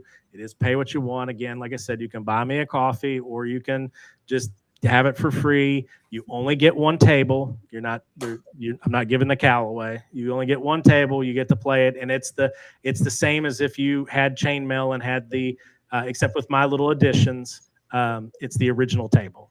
But the chivalry section there is just to kind of like remind people that you are playing knights. Yes, you could be, a knight that is cruel and everything, but there is other people around during this tournament that's watching you do this. So there is some, in this case, there is rules that most knights, obey to, even if they were, a shithill. You and I are leaning into historical reference, right? But I will just say, in a fantasy game, if your particular world setting is a version of this or a version of the little one pager I have in Shadow or whatever, understand what it is for your players, GM, and then present it that way. Maybe it's not a big crime to hit the guy's horse and injure the other guy's horse. And in my game, you injure their horse or you kill their horse, you just forfeited your own warhorse. That's how it is here. Because that's a historical thing, but it doesn't have to be. It could be, it could be Game of Thrones, and it's okay, going and chopping the legs off the other guy's horse in a dirty move. And that's going to be in the more advanced stuff that's coming. That's part of the Kickstarter. You know what I mean? But you more than painted a picture here and created a system that people can take and play exactly as is, even with the historical bent. I mean, I think in my thinking, that's where it should start. But then they could take it if they're playing an Elric of Melniboné type, really wild fantasy thing. You could take this and add and bend the rules however you see fit. Yep. Exactly. And then, and then we have the scoring section, which is real simple. At tournaments, I differentiate tournaments and tourneys. A tournament is single elimination, just your knight versus all the other knights. A tourney is teams of knights. So you would have your team, your group of knights versus other groups of knights. And the scoring's a little different because that way you can kind of keep ties, to a minimum. So the typical is 1 point for a broken lance, 2 if you break a lance on your opponent's head, and 3 points if you unhorse your opponent. And should you do that, I just have it down as just a regular, just a little caveat that you'd win that person's horse. So, in the advanced section, I will go into that. It could be all your arms. It could be, you could lose your armor, all of that, so forth and so on. This is just the simple, basic version of that, just to kind of let you know that there is some, skin in the game in a sense. It's not like, oh, I just got unhorsed and that's just it. Yeah, even in a non-lethal tournament competition for a knight, there's a lot to be gained in reputation and in winning stuff, but you could also lose everything too. And if you're not a noble or a lord and, you're a knight with limited means, if you saw Duncan Egg again, or if you've read those books, he's a hedge knight he's lucky he even has a warhorse. You're risking everything in some of these cases, not to mention your life. It is even in the non-lethal, it's still pretty dangerous business. Right. Hold on 1 second. I got to message the wife here real quick. Oh, no problem.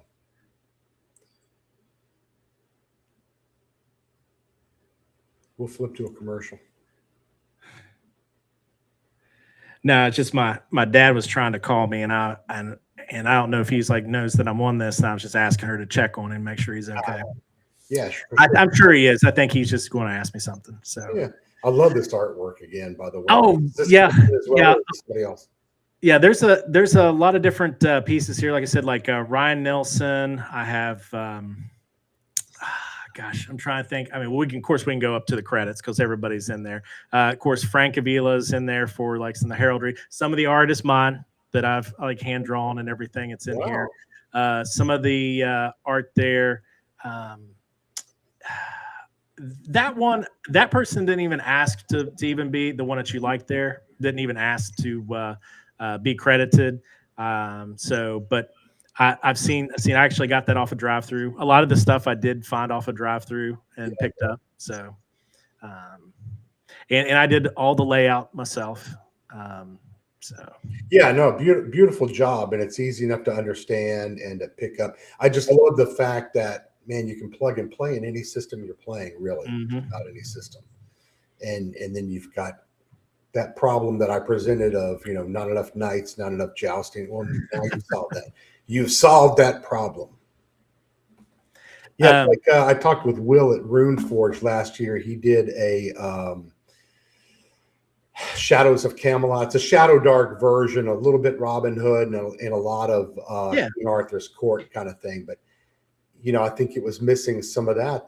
If I remember right, the mounted travel, the war horses, and the jousting and so forth. So, Will, if you see this and I said that incorrectly, please forgive me. But I have to go take a look again. I actually want to.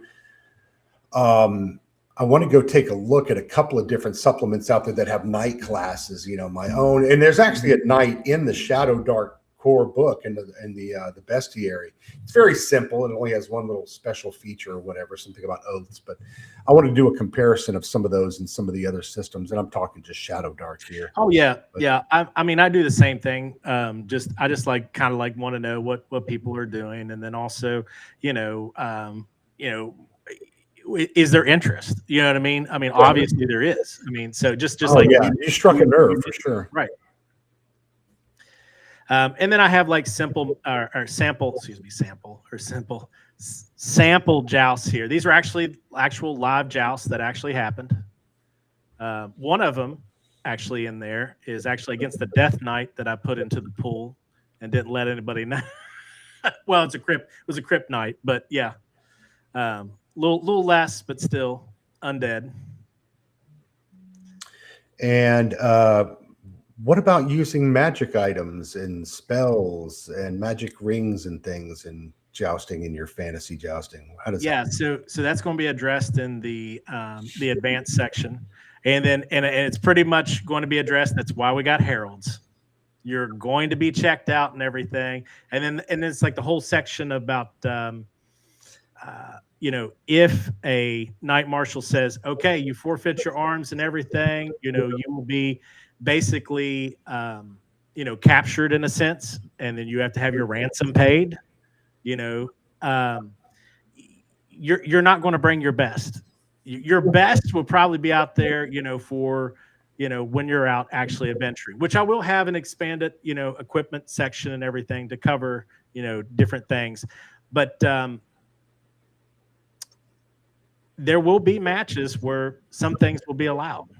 Because one of the things I tend to do is that when the adventurers joust in the Dwarven Kingdom that I have, the dwarves are like, it's not to the first strike for the if it ends up being a draw. They're like, nope, until somebody is knocked out.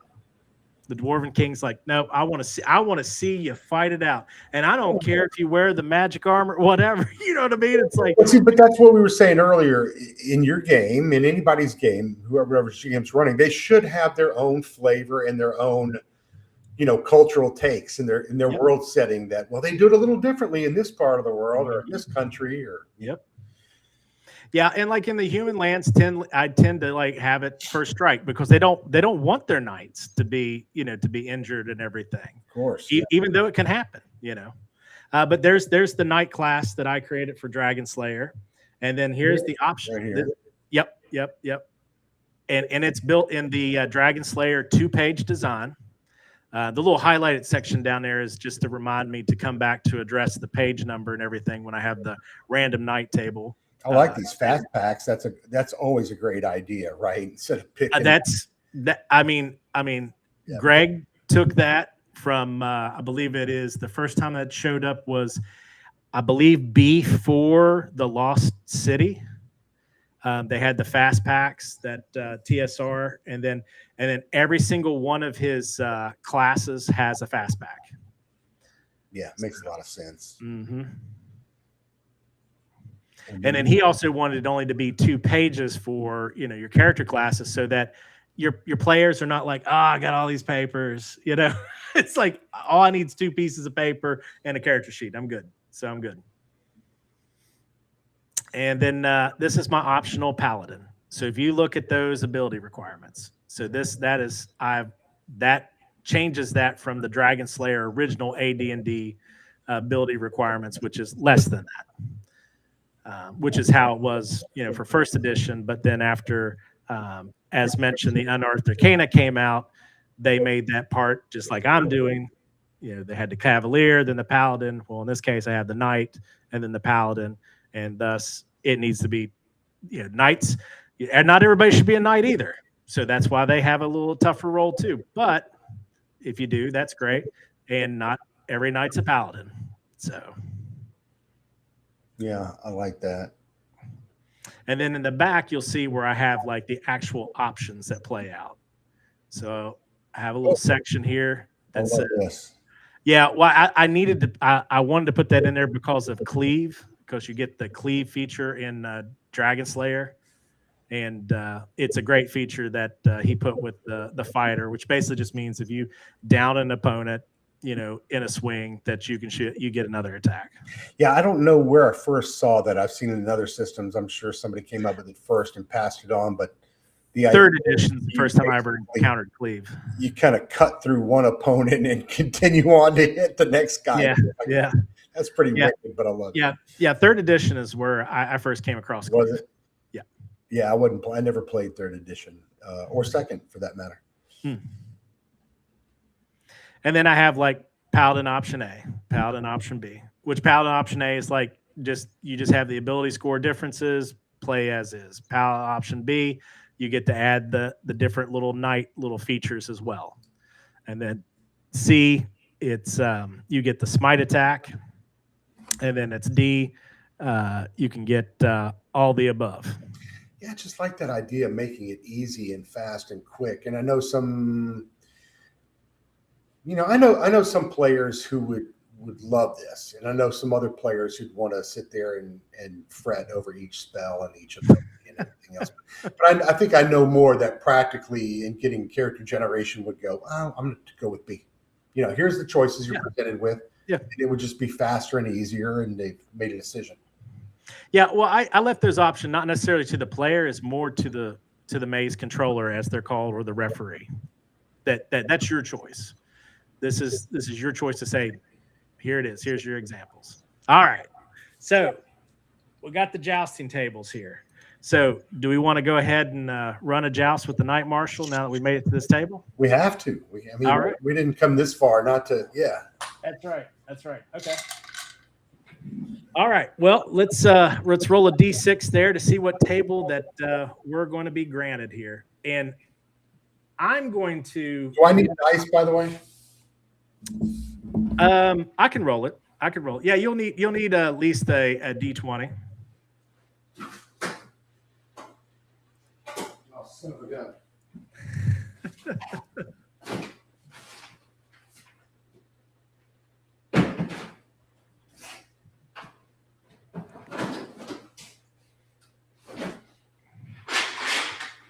Is this enough dice? Yeah, that's enough dice. So we don't need that many, but as long as you got a D20. I got all my stuff packed up for this move thing. That's fine. That's fine. Yeah, I got anything we need here. Okay, so I got a 20. All right. So what I'm going to do is I'm going to first have you go back to that table above to find out which one we're going to use. The one with the knights being shot at by the arrows and everything above. Give me a page number. What? I can barely see it there. Was it 23, 20? Just straight up. Just it's the page above the one you're on. Yeah, right there. Jousting. Oh, right here. I'm sorry. Yeah, just roll D6. Let's just find out which one we're going to use. So what you would do with full metal tip, you would roll to see what the table is for the joust. Deuce. 2. Okay. So we're going to use jousting table B. All right. So I'm going to share my screen. I'm going to make this real easy here. Yeah. But if you want to, let's go ahead and move down to find jousting table B. Do I still have? No. Okay, I don't need that. I'm trying to see if I still. Well, you roll. Hold on. I said jousting table 2. Jousting table A, because that's 2.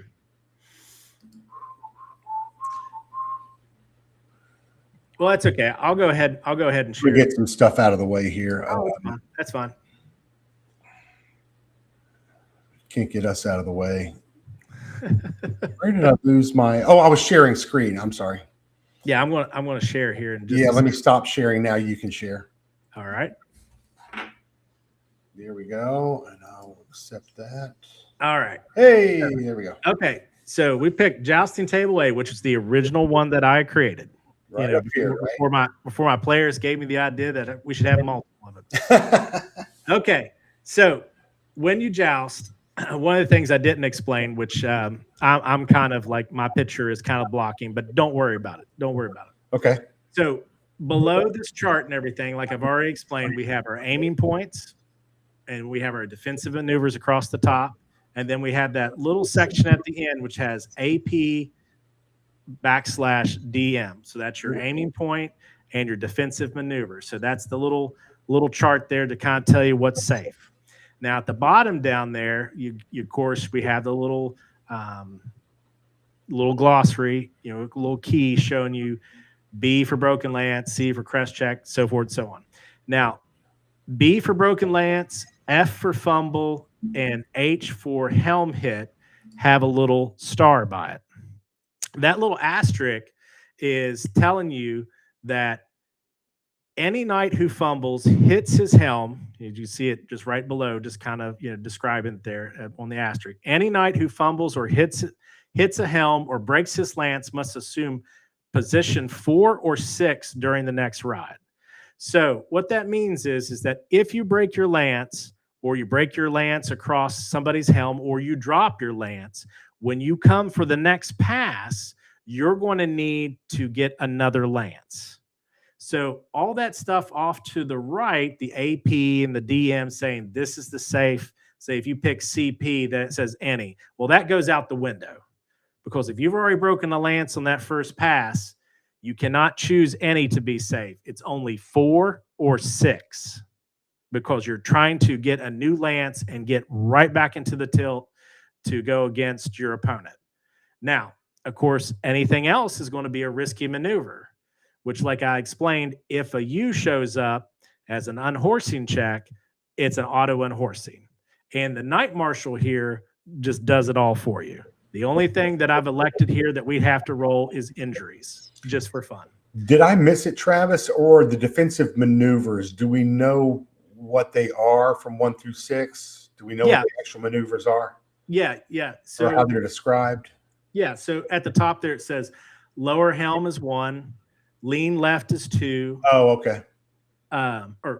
Lean right is 2, lean left is 3, steady in the seat is 4, shield high is 5, and shield low is 6. Thank you. And then, of course, helm, DC. So you have the base of the shield. You have Dexter Chief, Chief Pale, Sinister Chief, which is the left side, that just with left, Sinister, because left-handed people are sinister. Exactly. That's all right. Dexter Fest, so forth and so on. Those are all the points that I showed you on the shield. And when I run this at a convention, I usually set up, like I'll have this set aside on my computer, and I'll have 2 like almost like DM shields set up to where they can change the jousting table that's needed for the play, and the players can sit there and they're just shielded and they're looking at this, and then they have their cards, and then they just show their cards up like this to say, okay, I'm ready, showing the back of it before they flip it to show their opponent, and then I showed them on the chart here, boom, this is what you got. So all right, so we're going to play here, Mike. I'm going to go first when we choose. Now we're not going to announce at the same time. What will happen is that once you're ready, once you have chosen your aiming point, and remember, your aiming point goes against my defensive maneuver. Mm-hmm. So whatever I chose, and the same, for me, it's whatever aiming point I choose goes against your defensive maneuver, so forth and so on. So I'm going to be what, player B, and you're going to be player B. And so when we both say we're ready, I'm going to announce what I chose, and then you're going to tell me what you had chosen, and then that way it can be fair. You know what I mean? And then we'll see what the results are. That will be our first pass. Okay, now I'm actually going to click any choices over here on the right under player B. Oh, you're not going to click. I'll click for you. Okay. Because I'm sharing. So. Oh, that's right. I can't click anything anywhere. Yeah, I know you want to click. I know you want to do it. So that's okay. So let me look at this chart here. So look at the chart. You pick out your aiming point and your defensive maneuver, and you tell me you're ready. Don't tell me. Just tell me that when you're ready. And I'll let you know when I'm ready here. I'm looking. It's been a while. I'm trying to remember what all the are they. They're all down at the bottom. Take your time. I see it. Okay, I see it.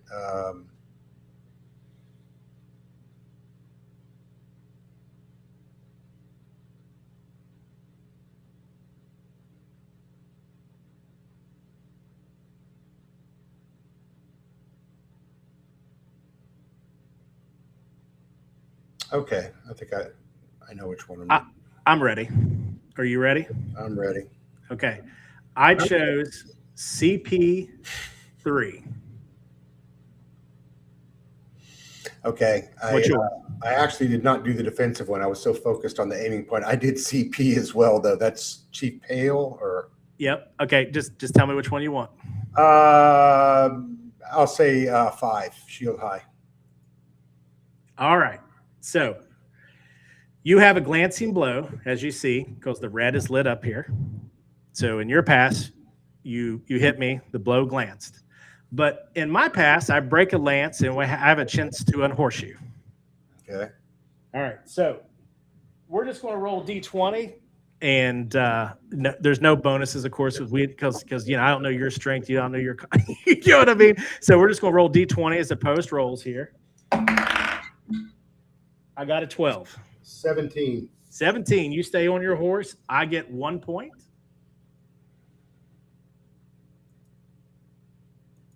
Second pass. Now, I broke a lance, which means that 4 or 6 is now my safe zone, no matter what I choose.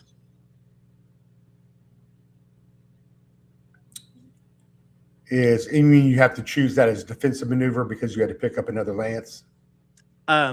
I don't have to, but yes, that is since I'm picking up a new lance, 4 or 6 becomes the safe zone. So let's say I chose CP again, which says any. Doesn't matter. 4 or 6 is my safe zone. Okay, but I'm not bound in any way. Yeah. Huh? I'm not bound in any way. No, you are not. You still have your lance. Uh-huh.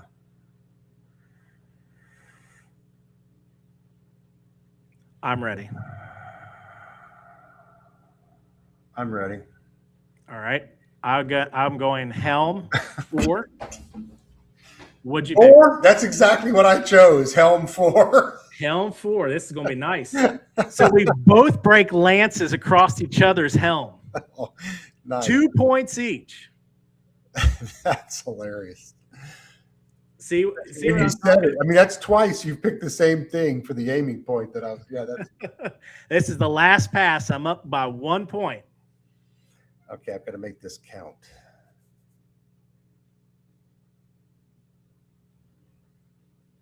I'm ready. I'm ready. All right. I chose FP2.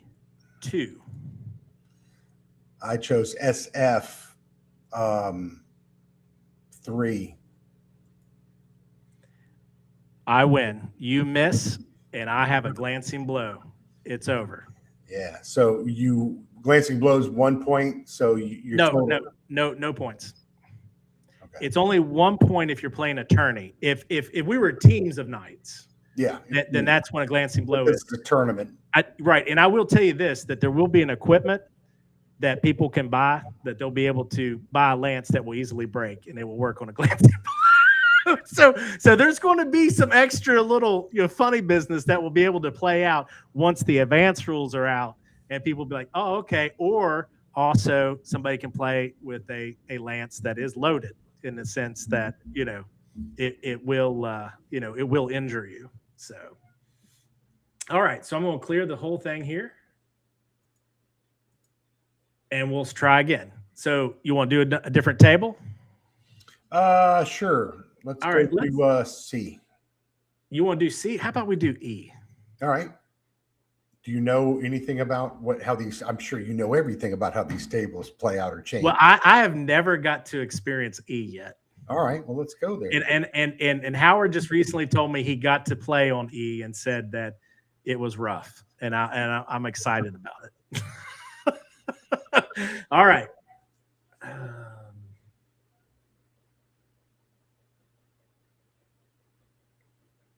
I'm ready. I'm ready as well. All right. I picked Helm 2. I got CP4. Steady. C. Yeah. All right. Player B, roll a D8 to determine what injury you give me.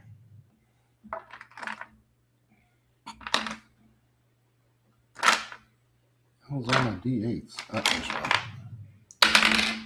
2.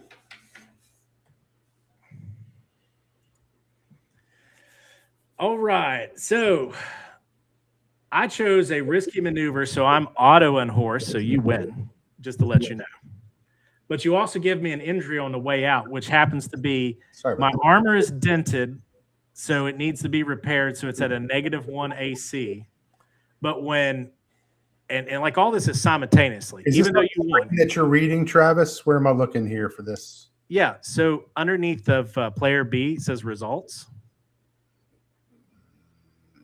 Performing a risky maneuver, player auto and horses. Okay. And then the second one, player B injures player A. Roll 2, player A injury, armor dented. Your armor is damaged until repaired. I love that too. I mean, that's a neat thing because that plays right into the role playing part of it afterwards. And you've got to go to an armor, and that's going to cost you money. Mm-hmm. Or you can keep, because remember, a tournament continues on, so you can actually take more dents. Now, here's the fun part. So even though you auto unhorsed me, even though I broke a lance across your helm for 2 points, I still have a U, which means I have a chance to unhorse you, and this can go to melee. Okay. So because it was a U but not underlined. Correct.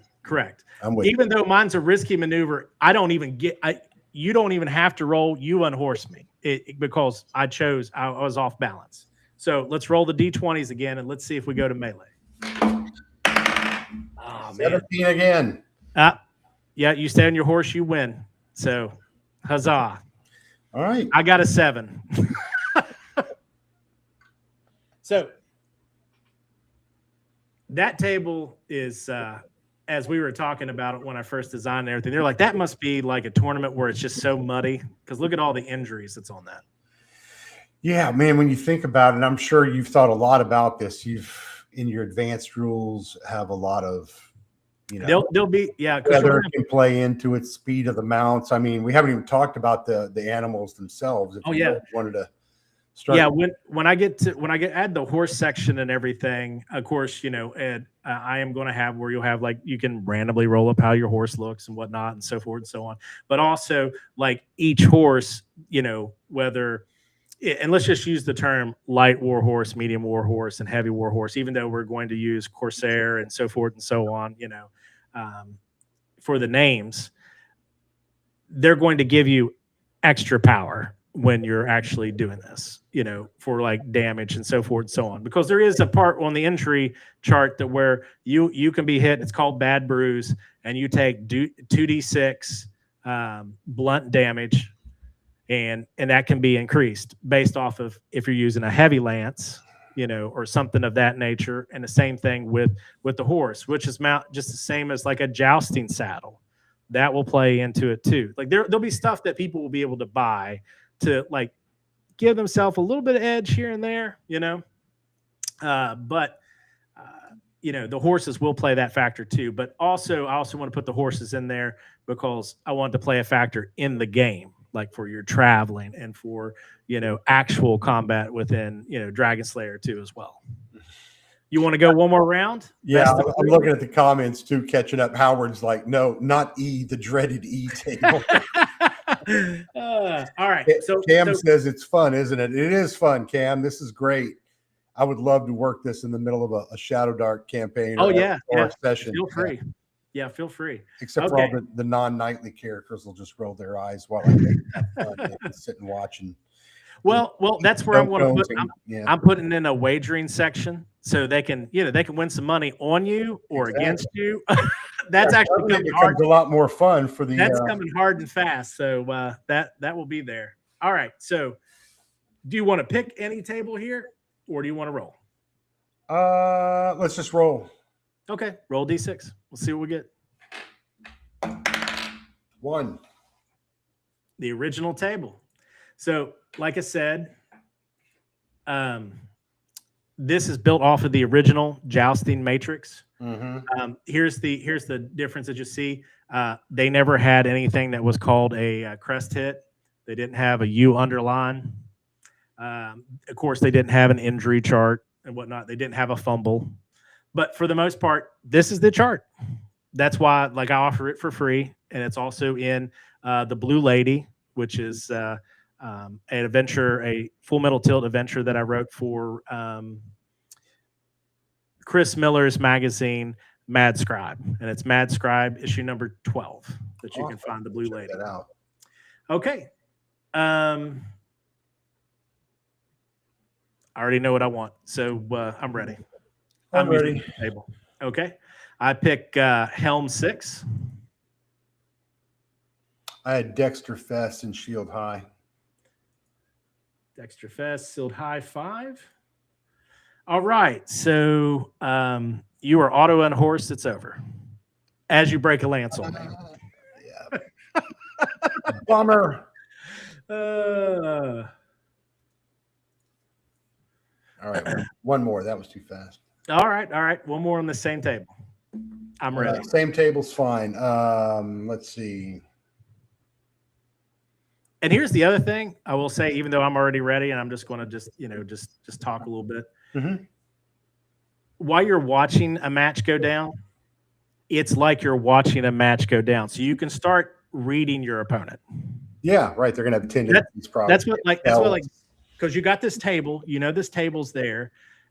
Even if you say the other player is not paying attention or whatever, you might have a player that's really into it, it's paying attention, but they're not the knight. Maybe they're the thief, and they're like, hey, he keeps choosing this, and starts sending, if it's maybe it's online, sends a chat and everything saying, I'm whispering to you this. Yeah. Well, you should adding a bit more flavor to that idea is in the real world and in your fantasy game alike. Some of these knights have either jousted each other before or they've seen them in other tournaments. It's just like a baseball pitcher. I know what he likes to do. He likes to do this. He likes to do that. That information is very valuable, right? So picking up on those tendencies of what this particular knight does and, watch him for this, watch him for that.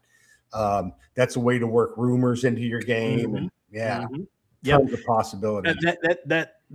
And that just goes into the whole that this kind of builds story off of it too. Even though it's a subsystem, it can build stories off of your games. I am ready. I'm ready. Okay. I chose Helm 6. I chose, I think, Sinister Fess at the bottom there and Lower Helm. Lower Helm. Okay. Mm-hmm. All right. So we have a miss and a glancing blow. Second pass.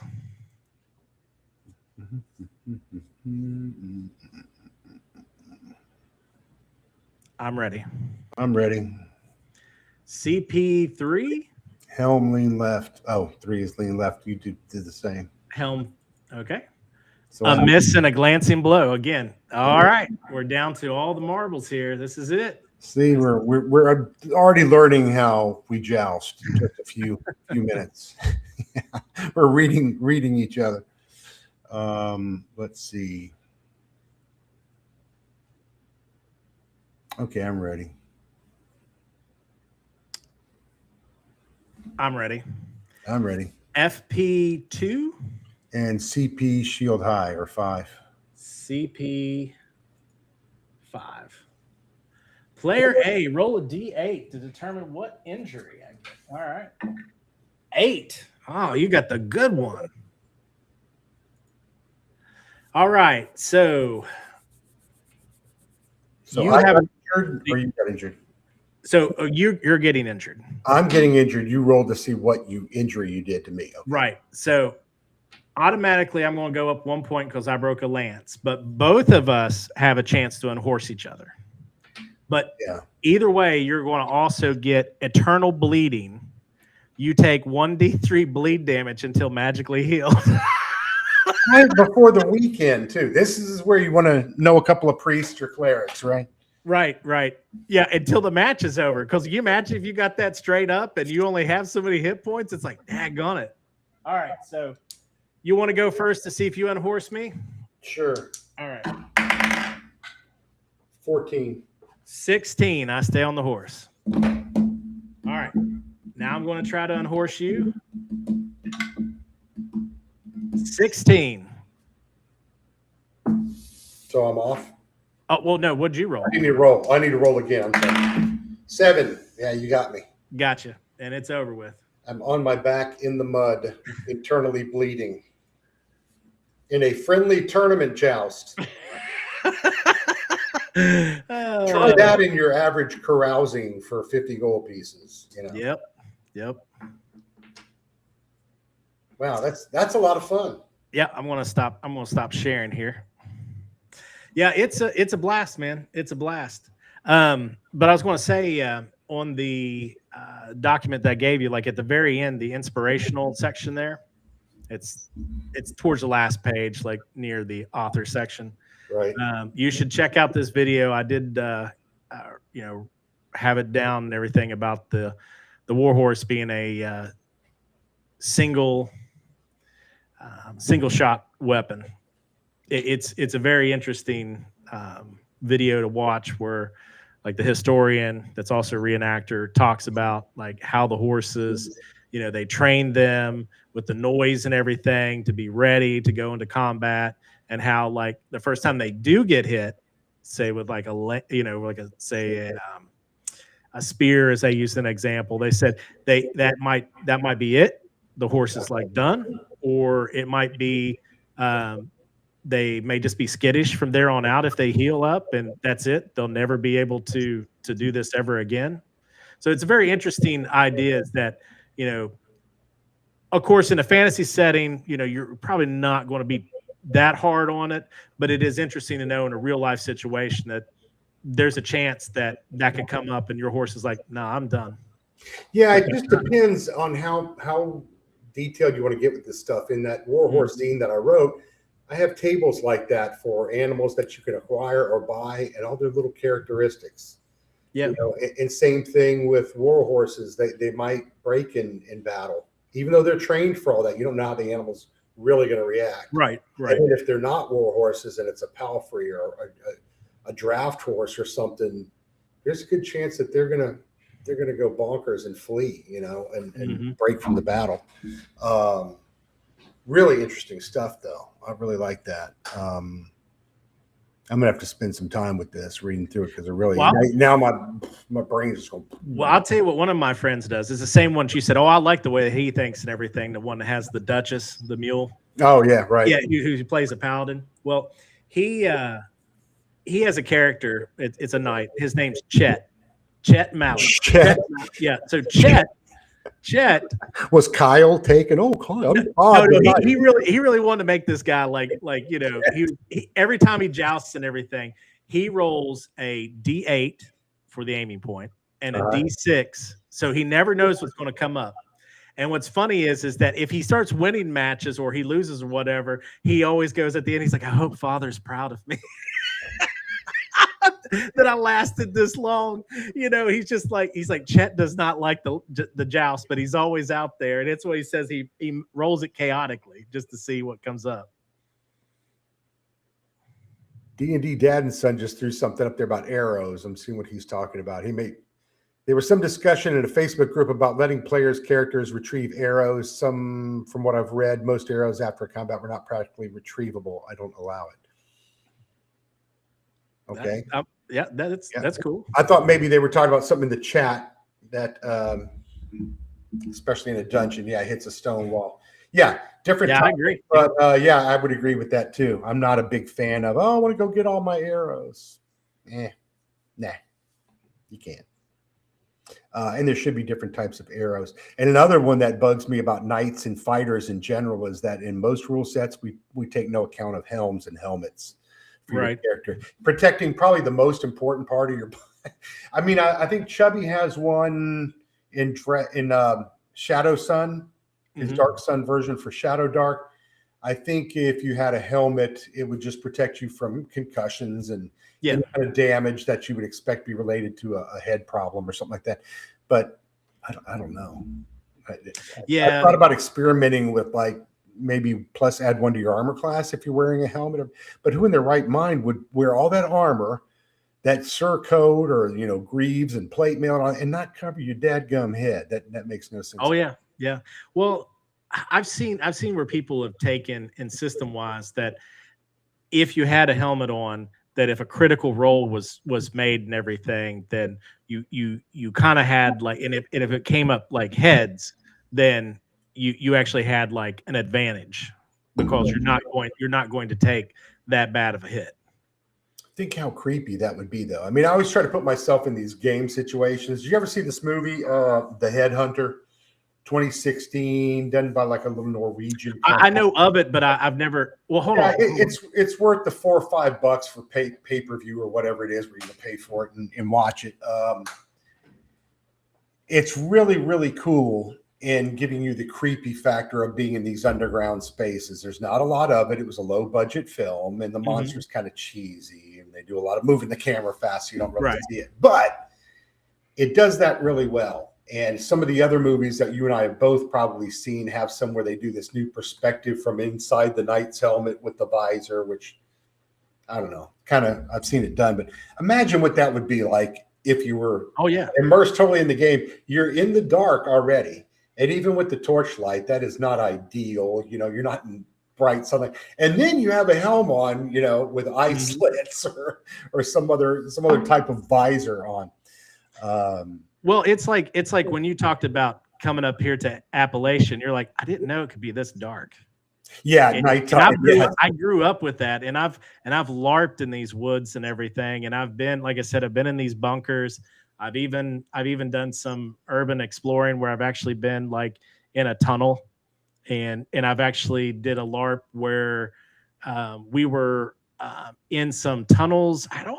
There was a Nero chapter that was called Middle Tennessee, and the whole event was held. Of course, they couldn't keep you underground the whole time, but we were in caves. So I got to experience that of actually like walking around in armor in a cave. Of course, I didn't have a helm. Yeah. but I will say this is like you start. It is eerie and it's cold, and it's like you stuff. There's times when I've been out in the woods and, like I said, like LARPing or just been in the woods in general, that you start creeping yourself out a little bit. When I was a kid, I was older than that. And when I was a kid, I'd be out. We grew up in a little golf course community. I didn't even golf, but we were around it. So at night we'd be running on the cart paths and stuff. We'd be running down the cart paths, and the one that always got me is looking in the dark shadows and thinking about that damn green witch from the Wizard of Oz up on top of the rooftop. And then when I got older, and I'd be out there running around at night or something, I'd think about the Nazgul. And what would the Nazgul look like? Now, this is really geeking out. I shouldn't be admitting this. You're fine. You're fine. But, what would that really look like if I were here and it was swooping down, or if it was up there in the dark? But that's the thing I thought about right in the Smoky Mountains was at night and it was dark, or even in broad daylight, it can be really scary because you can't see it. All you see is what you look and you choose to focus on. Yep. But there could be something on the other side of a tree 50 feet away staring at you, and you just only catch it incidentally with your peripheral vision. It's like, wow, it's almost like a creepy, scary movie thing. But oh yeah.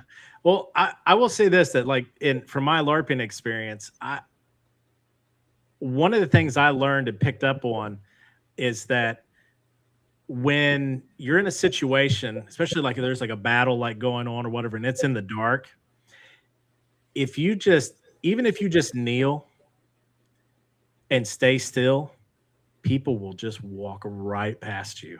They have no clue. If you're near a tree and you're leaning on the tree and just stay still. Yeah. Most people will not, the eye would catch it. It's the movement. As soon as the movement hits and everything.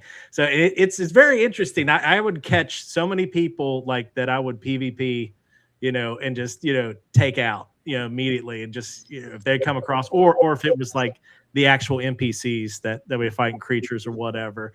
I mean, I would have people, and these are just real people playing a goblin or a troll or whatever. They would go, oh my God, because you come out of the woods out of nowhere, especially when, at that time I was playing a dark elf with full makeup and everything. And you just come right out of the woods and all they could see, they'd say, all I saw was your teeth. Yeah. All I saw was your teeth. Here's the other one I probably shouldn't publicly reveal, but back in high school, I had a buddy and I, and we would get up in full camo, face paint, all that stuff. And we had a large, nearby in our town, we had a large Boy Scout camp where they'd come in and camp and all that. And we'd go at nighttime. We'd go out there at 2 a.m. and we'd be out there on the trails, ghillie suits, the whole bit, right? And there well, never mind. I won't say that on it. Never mind. Anyway, no, that's fine. I mean, there may or may not have been ambushes of one kind or another, but right, illegal was done, although we might have been trespassing technically. But yeah, I know what you're saying. We would just stand there, and then suddenly we get surprised because they're coming right down the trail. All we would do is just freeze or get down, like you said, and just freeze. Yeah. And they'd walk right past you just within 3 feet and not realize they just walked by another person. Yeah. So, yeah, so you can only imagine. So, like the French and Indian War. Can you imagine?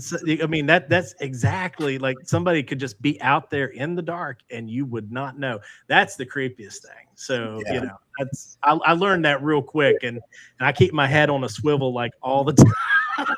There were two things, and I apologize if we talked about this on Discord. No, we're fine. The one thing I noticed was, we were staying at a cabin halfway up a mountain, probably a 5,000-foot mountain or something. So it was steep. If you were not on the grades where the roads were and you were just on the side of the mountain, you're probably talking about 55, 60-degree angle or something. Try walking around on that in armor. Yep. Maybe you're pulling a mule. How the hell do you have to have paths? You have to have, switchback type paths or something to climb and ascend. Much less if you're carrying equipment and all that would just be impossible. So the line of sight was one thing, and then just the angle was another. And the third thing was, forget scary fantasy monsters from the bestiary. What about bears and bobcats? The real stuff, right? Those things could kill you very easily. Or a boar, Yeah. I just watched Robert Baratheon get, killed by a boar last night. Watching Game of Thrones. Although I'd read the thing, so I knew it was coming. Well, I probably one of the scariest moments I ever had when I was LARPing. I was at this one, and primarily it was Boy Scout and Girl Scout camps is what they would use. And I was in this one in Ohio, and it's just around Youngstown, and there's coyotes out there. And they had tall grass that they had cut, but they had paths and everything. And I just remember like walking back to my platform tent, and I just saw like 3 of them like cross my path and just go straight back into the high grass. They looked at me. They're not that big. No. It's small. I was just like, because when I saw them, I was like, that's not a dog. We've got a lot of them here in Texas in the suburbs, and every once in a while somebody's cattle go missing or something. But we were coming back from Texas A&M game last year. Texas A&M, I think it was Mississippi State. We were coming back to our area north of Houston, about an hour, a little over an hour drive. We're pulling into the planned community we live in, and my wife goes, "Oh my!" She's turning intersection. There's nobody around. It's late at night. And she's like, "That looks like a coyote." Right? She hits the daggum curb and goes boom, boom, over the car. I'm like, You forget the coyote. I mean, it's smaller than our dog, and you're wrecking the suspension on our vehicle. So. Yeah, but it is kind of funny. They're out there all the time. You hear them, and you hear something moving out there. They can't all be squirrels and birds. We've got some geese in our neighborhood. That these Egyptian geese. They don't migrate. They stay in kind of one area, and the male and the female stay together. And every year they dig their little hole, and she lays eggs in the same spot right in our park over here. Everybody knows and comes watch her lay eggs, whatever. Well, I put some bird seed out, and sure enough, in the last few days, here they come waddling, through the courtyard over to our house behind our garage to come eat the bird seed. I shouldn't be surprised. I'm like, and I'm thinking about gaming. I'm like, these are dire geese is what these are. You take any animal, put the word dire in front of it, right. It's a big, evil, menacing thing, right? I don't know how menacing dire geese would be, but there's a lot of people that's afraid of them. Well, they crap everywhere to begin with and make giant mess that way. So even that itself is game material gold. Yeah, toxic poison. What did I just step in? And let's see, if it was Chubby's game in Shadow Rim, he had all of these alchemical elements you could discover and find, and almost take anything and turn it into something, a component later on. So we'd probably be scooping up goose shit and saving it for later on to make a potion out of, I would imagine. But anyway, I think we've gone off the rails here. Oh, we're over 2 hours here, and I notice our numbers are trailing. There's a couple of diehards hanging on there in the chat watching, so that's good. But this has been good. Why don't we do this? Why don't we do another chat one time, maybe before you're getting ready? You're going to Ireland in the summertime. Yeah, right? yeah, in May. In May, looking at castles and magical wells and all the good fun stuff in Ireland that you want to see, and cliffs and Iron Standing Age. and circles. Yes, yeah, Karen and all the good stuff that's there. Why don't we do another one, and we'll just do that, and I'll go cull through my pictures from my Irish trip, and we can look at castles and talk about our favorite whatever, because I'm sure you're going to be reading up on all this stuff and studying up and making notes. You probably already are. Well, yeah, I've in the myths and yeah, I've been like, we've got our trip, pretty much our orientation, figured out and everything, and I've been like reading up on it, and I have been learning Gaelga at the same time. So yeah, there you go. Yeah, let's do that, because if we could keep going, but I'm afraid it'll be too long for most people who watch my channel, at least. So this is great though, and I'm really, really feeling good about Full Metal Tilt now that I've actually played it. So thank you for taking me through. Oh, no problem. No problem. Time to come on the channel. Thank you for having me on. Oh, absolutely. Yeah, let's do it again. We'll find some time to talk about Irish castles, and I have stuff on Scotland, and we'll throw it all together. And like I said, if like I'm still working on stuff to get everything done for the Kickstarter so that we can get to the printing stage and everything. And but what I was going to say is that you were mentioning like on a Monday night. So if you know ahead of time that we get the people that want to run a joust. I mean, it doesn't have to be 6 people. I mean, we could just say, look, we'll take anybody from the audience or whatever, drop in, drop out, because as soon as you're done, you're done. Because I can do up to 32. I have a table for 32 nights. That's a great idea, because we do have some weeks where this guy's not ready to run his game and the other one just finished their game. And and there's like, hey, we're gonna have an odd week here. Oh, I'll call Travis. This would be good. Yep. Yeah, and then we could just promote it and see who wants to join in, and really just let people jump on the Restream channel. I think I could do up to 8 or something, but hell, we could even do it on. Well, like I said, we could drop in and drop out if we need to. Yeah, sure. Yeah, do rounds. Because as soon as you're out, you're out. You know what I mean? Yeah, you're done for them. Now you're just you're back in the peanut gallery watching and nursing your bruises and cuts. Right. It'd be like, I put the link in the chat. Who's next? Yeah, absolutely. Hey, I do want to say thank you. We didn't have a huge chat tonight, but everybody who was watching, thanks so much. Howard and Mox Owl, and I guess that's Frank. Yeah, Howard and Frank, and D&D Dad and Son and Cam, and I think I missed a few others earlier. But anyway, if you're out there, you know who you are. Thanks for coming by. And keep watching. I'm going to try to do more live streams with people like this, with Travis, who are doing fun things. I like creators because we can throw ideas around and try to find fun things to do in our games. So keep watching the channel. Please like, subscribe. If you're new here and you don't follow EruditeDM, please give me a subscription, and I'll send you a free bumper sticker. No, I don't have any bumper stickers. I'm sorry. I don't even have T-shirts. Maybe I'll make some. Maybe I'll have coffee cups or something. I'll get into the merch side of things, right? That's where the big money is. We're missing out on, Travis. We have to capitalize on that. Oh, every day my wife goes, so when are we making a sticker of that cat?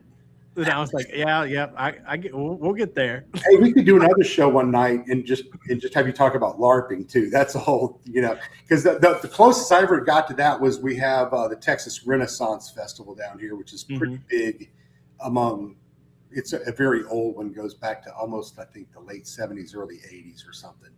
But when I was a kid, they used to let you get in for free if you were in costume, right? Oh, nice.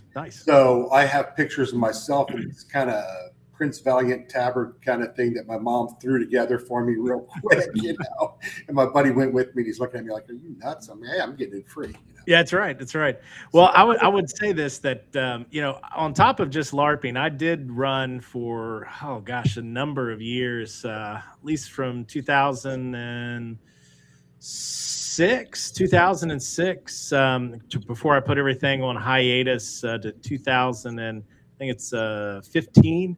I ran 3 Nero LARP chapters, both in West Virginia, Ohio, and Kentucky at the same time. Yeah. Yeah, so you got some serious credentials there. Oh, yeah. I didn't realize that. That's news to me. Yeah, I even have a Facebook page for my character that it's a fan page that people still go to and everything. They still like it. The mystery that I'm unraveling the riddle of Travis Fauber.